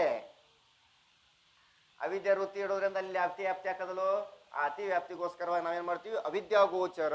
ಸಾಕ್ಷಾತ್ ಎಲ್ಲಿ ಅಜ್ಞಾನ ಪ್ರತ್ಯಕ್ಷ ಆಗುತ್ತದೆಯೋ, ಸಾಕ್ಷಾತ್ ಎಲ್ಲಿ ಅಜ್ಞಾನ ಪ್ರತ್ಯಕ್ಷ ಆಗುತ್ತದೆಯೋ ಅದಕ್ಕೆ ಸುಸುಪ್ತಿ ಅಂತೀವಿ. ಸುಸುಪ್ತಿಯಲ್ಲಿ ಪ್ರತ್ಯಕ್ಷ ಆಕೈತಿಲೋ, ಅಹಂ ನನಗೇನೂ ಗೊತ್ತಾಗಿಲ್ಲ ಅಂತಾನೆ. ಅದು ಅವಿದ್ಯಾ ವೃತ್ತಿನೋ ಏನು ಅವಿದ್ಯನೇ ಸ್ವತಃ ಅಜ್ಞಾನವೇ ಗೊತ್ತಾಯ್ತು, ಸ್ವತಃ ಅಜ್ಞಾನವೇ ತಿಳಿದು ಬಂತು. ಹೀಗಾಗಿ ಏನು ಮಾಡ್ದವ? ಅವಿದ್ಯಾಗೋಚರ ಜಾಗೃತಿಯಲ್ಲಿ ಆಗಲ್ಪಟ್ಟಂತ ಅತಿವ್ಯಾಪ್ತಿ ನಿವೃತ್ತಿ ಆತು. ಹೌದಾ? ಇನ್ನು ಎಲ್ಲಿ ಅಜ್ಞಾನವಿರುತ್ತದೆಯೋ ಅದಕ್ಕೆ ಸುಸುಪ್ತಿ ಅಂದರೆ. ಅವಿದ್ಯಾಗೋಚರ ಅಂದ್ರೇನು? ಸ್ವತಃ ಅಜ್ಞಾನವೇ ನಮಗೆ ತೋರಲ್ಪಡುತ್ತದೆಯೋ ಅದಕ್ಕೆ ಸುಸುಪ್ತಿ ಅವಸ್ಥಾ ಅಂದ್ರೆ ಮತ್ತೆ ಜಾಗೃತದಲ್ಲಿ ಅತಿವ್ಯಾಪ್ತಿ ಹಾಕದ, ಮತ್ತೆ ಜಾಗೃತದಲ್ಲಿ ಅತಿವ್ಯಾಪ್ತಿ ಹಾಕದ. ಅದೆಲ್ಲಿ ರೀ ಹಂಗ್ರಿ ಅಂತ ಕೇಳಿದ್ರೆ, ಅಹಂ ನ ಜಾನಾಮಿ, ನನಗೆ ಚೆನ್ನಮ್ಮ ಸರ್ಕಲ್ ಗೊತ್ತಿಲ್ಲ, ನನಗೆ ರೈಲ್ವೆ ಸ್ಟೇಷನ್ ಗೊತ್ತಿಲ್ಲ, ನನಗೆ ಸಿದ್ಧಾರೂಢ ಮಠ ಗೊತ್ತಿಲ್ಲ. ಗೊತ್ತಿಲ್ಲ ಗೊತ್ತಿಲ್ಲ ಅನ್ನೋದು ಅಜ್ಞಾನ. ಏನು ಅಜ್ಞಾನದ ಕಾರ್ಯ ಇದು? ಅಜ್ಞಾನ. ಮತ್ತು ಎಲ್ಲಿ ಸಾಕ್ಷಾತ್ ಅಜ್ಞಾನವೇ ಪ್ರತ್ಯಕ್ಷ ಆಗುತ್ತದೆ ಅದಕ್ಕೆ ಸುಸುಪ್ತಿ ಅಂದ್ರೆ. ಮತ್ತೆ ಇಲ್ಲಿನೂ ಕೂಡ ಅಹಂ ನಾ ಬ್ರಹ್ಮಗೆ ತಿಳಿಯೋದಿಲ್ಲ, ನಾ ಯಾರು ನನಗೆ ಗೊತ್ತಿಲ್ಲ, ಮತ್ತೆ ಇಲ್ಲೆಲ್ಲ ಅಜ್ಞಾನ ಐತಿಲೋ, ಮತ್ತೆ ಇಲ್ಲಿ ಅತಿವ್ಯಾಪ್ತಿ ಆತಲ್ರಿ ಅನ್ನವ. ಅಲ್ಲಿ ಅನ್ನೋದ್ರಿಂದ ಅವಾಗ ಏನಂದ್ರವರು? ಸುಖಗೋಚರ ಅಂತ ಪದ ಇಟ್ರು. ನೋಡಪ್ಪ, ಜಾಗೃತದಲ್ಲೇನೋ ಅಜ್ಞಾನ ಪ್ರತ್ಯಕ್ಷ ಆಕೈತಿ ಅಹಂ ನಾ ಜಾನಾಮಿ ಅನ್ನುವಲ್ಲಿ. ಅದರ ಜೊತೆಯಲ್ಲಿನೇ ಸುಖನೂ ಜ್ಞಾನ ಆಗ್ತಿರ್ಬೇಕು. ಅಹಂ ನ ಜಾನಾಮಿ ಅನ್ನುವ ಜಾಗೃತದಾಗ ಹುಡುಕ್ಯಾಡಿ ಸಾಕಾಗಿ ಹೊಳ್ಳಿ ಇವ್ನಿಗೆ ದುಃಖ ಹಾಕಿರ್ತದ ಅವಾಗ. ದುಃಖ ಹಾಕಿರ್ತದೋ, ಕಂಡಾಪಟ್ಟಿ ಬಿಸಿಲಿರ್ತದ, ಹೊಟ್ಟೆ ಕೂಳಿರಂಗಿಲ್ಲ, ಮನೆ ಹುಡುಕ್ತಿರ್ತದ ರಿಕ್ಷಾದವ್ರು. ಅಲ್ಲಿ ಅವ ಯಾವನೋ ಒಬ್ಬ ಹೊಂಟಿದತ್ತ ಅಮೇರಿಕದಿಂದ ಬಂದ ಬಳಕ ಟ್ಯಾಕ್ಸಿ ಆಟೋ ಒಳಗೆ ಏರ್ದ, ಆ ಟ್ಯಾಕ್ಸಿ ಒಳಗೆ ಏರಿ ಇಂಥದೊಂದು ಅಡ್ರೆಸ್ ಕೊಟ್ಟಿಲ್ಲ, ಒಯ್ ನನಗೆ ಡ್ರಾಪ್ ಮಾಡಪ್ಪ. ಅಲ್ಲಿಂದ ಹೋಂಡಾ ಗಾಡಿ ಅಂತ ಒಂದು ಹೋಂಡಾ ಗಾಡಿ ಹೋಗ್ತತ್ತ. ಮೇಡ್ ಇನ್ ಜಪಾನ್ ಅದಕ್ಕಲ್ಲಿ ಹೋತು ಅಂತ ಹೇಳ್ದತ್ತವ. ಯಾವ ಅಮೇರಿಕಾದ ಹಿಂದೆ ಕೂತಿದ್ದಲ್ಲ ಅವ ನಮ್ಮ ಭಾರತ ದೇಶಕ್ಕೆ ಬಂದಾಗ ಟ್ಯಾಕ್ಸಿ ಡ್ರೈವರ್ಗೆ ಹೇಳ್ತಾನೆ ಮೇಡ್ ಇನ್ ಜಪಾನ್. ಇಟ್ಟು ಅನ್ನೋದ್ರಾಗ ಮತ್ತು ಮತ್ತು ಇದು ಹೋತತ್ ಯಾವುದು ಯಮ, ಅದಕ್ಕೆ ಹೆಸನೇ ಯಮ ಇಟ್ಟಾರ ನೋಡಪ್ಪ. ಮೇಡ್ ಇನ್ ಜಪಾನ್ ಅದತ್ತ. ಅದು ಜಪಾನ್ ಹೊರಗಿನ ದೇಶದ್ದೇ ಅಲ್ಲದು, ಔಟ್ ಆಫ್ ಕಂಟ್ರಿನೇ ಅಲ್ಲೋ. ಮೇಡ್ ಇನ್ ಜಪಾನ್ ಅದತ್ತ. ಇನ್ನು ಭಾಳ ಸಿಟ್ಟು ಬರಾಗತ್ತೈತೆ ಡ್ರೈವರ್. ಮತ್ತು ಟ್ಯಾಕ್ಸಿ ಡ್ರೈವರ್ ಪಾಪ ಏನು ಮಾಡ್ಬೇಕು, ಅಲ್ಲಿಂದ ಇವನಿಗೆ ಕಾರಿಗೆ ಸೈಡ್ ಹೊಡೆದು ಮತ್ತೊಂದು ಕಾರ್ ಹೊಡಿತತ್, ಯಾವುದು ಟೊಯೋಟಾ.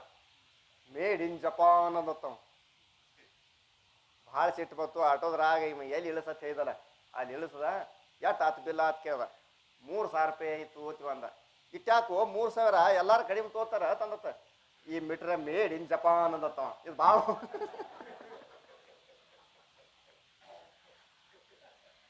ಈ ಮೀಟ್ರ್ ಯಾವ್ದಿದು ಜಾಸ್ತಿ ಓಡೋದಕ್ಕೆ ನೀ ಜಪಾನ್ ಹಚ್ಚಿದು, ಮತ್ತು ಮೀಟ್ರ್ ಜಪಾನ್ ಐತಿ ಅದಕ್ಕಲ್ಲಿ ಓಡೋದಂತ. ಮೇಡಿನ ಜಪಾನ್.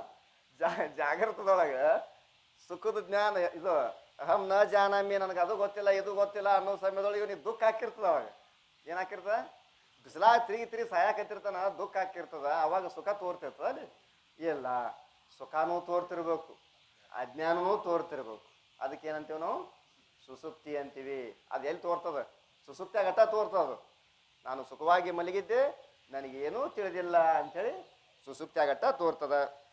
ಅದಕ್ಕಿನ್ನೇಂದ್ರವರಲ್ಲಿ ಸುಖ ಗೋಚರ, ಅವಿದ್ಯಾ ಗೋಚರ, ಅವಿದ್ಯಾಕಿ ವೃತ್ತಿ ಕಾಲ್ ಸುಸುಪ್ತಿ ಅವಸ್ಥಾ ಕೈ ಅನ್ನೋ ಲಕ್ಷಣ ನಿರ್ದೋಷ ಲಕ್ಷಣವಾಗಿರುತ್ತದೆ, ಸಲ್ಲಕ್ಷಣವಾಗಿರುತ್ತದೆ.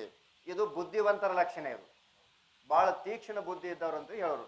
ಮತ್ತು ಇಂಥವಕ್ಕೆ ಜಾಗೃತ ಅನ್ಬೇಕ್ರಿ. ಸ್ವಪ್ನವ್ರು ಸುಸುಪ್ತಿ ಬಿನ್ ಹುವೆ ಇಂದ್ರಿಯ ಜನ್ಯ ಜ್ಞಾನ ಕಾಲಕ ಆಧಾರಕ್ಕೆ ಹೋವೆ. ಇಂಥದಕ್ಕೆ ಹೆಂಗೆ ರೀ ನಮಗೆ ಗೊತ್ತಾಗಂಗಿಲ್ಲ, ನೀವೆಲ್ಲ ಗಾಬರಿ ಆಗಕ್ಕೆ ಹೋಗ್ಬೇಡ್ರಿ. ಸಣ್ಣವ್ರಿಗೂ ಹೇಳೋರು. ಇದು ಕೆಲವರು ಪಂಡಿತ್ ಪಿತಾಂಬರಿಗಳು ಏನಪ್ಪ ಎಷ್ಟು ಸಣ್ಣ ಹೇಳ್ಕೊತ ಹೋಗ್ಯಾರತ್ತ ಅನ್ನೋರಿಗೆ ಇವು ಹೇಳ್ಯಾರ. ಅಗದಿ ನಾವು ಮುಗ್ಧರಿಗೂ ಕೂಡ ಚಂದ ಹೇಳ್ಯಾರ ಅವರು. ಅದೇನಂಬುದನ್ನು ನಾಳೆ ಬೆಳಿಗ್ಗೆ ನೋಡೋಣ.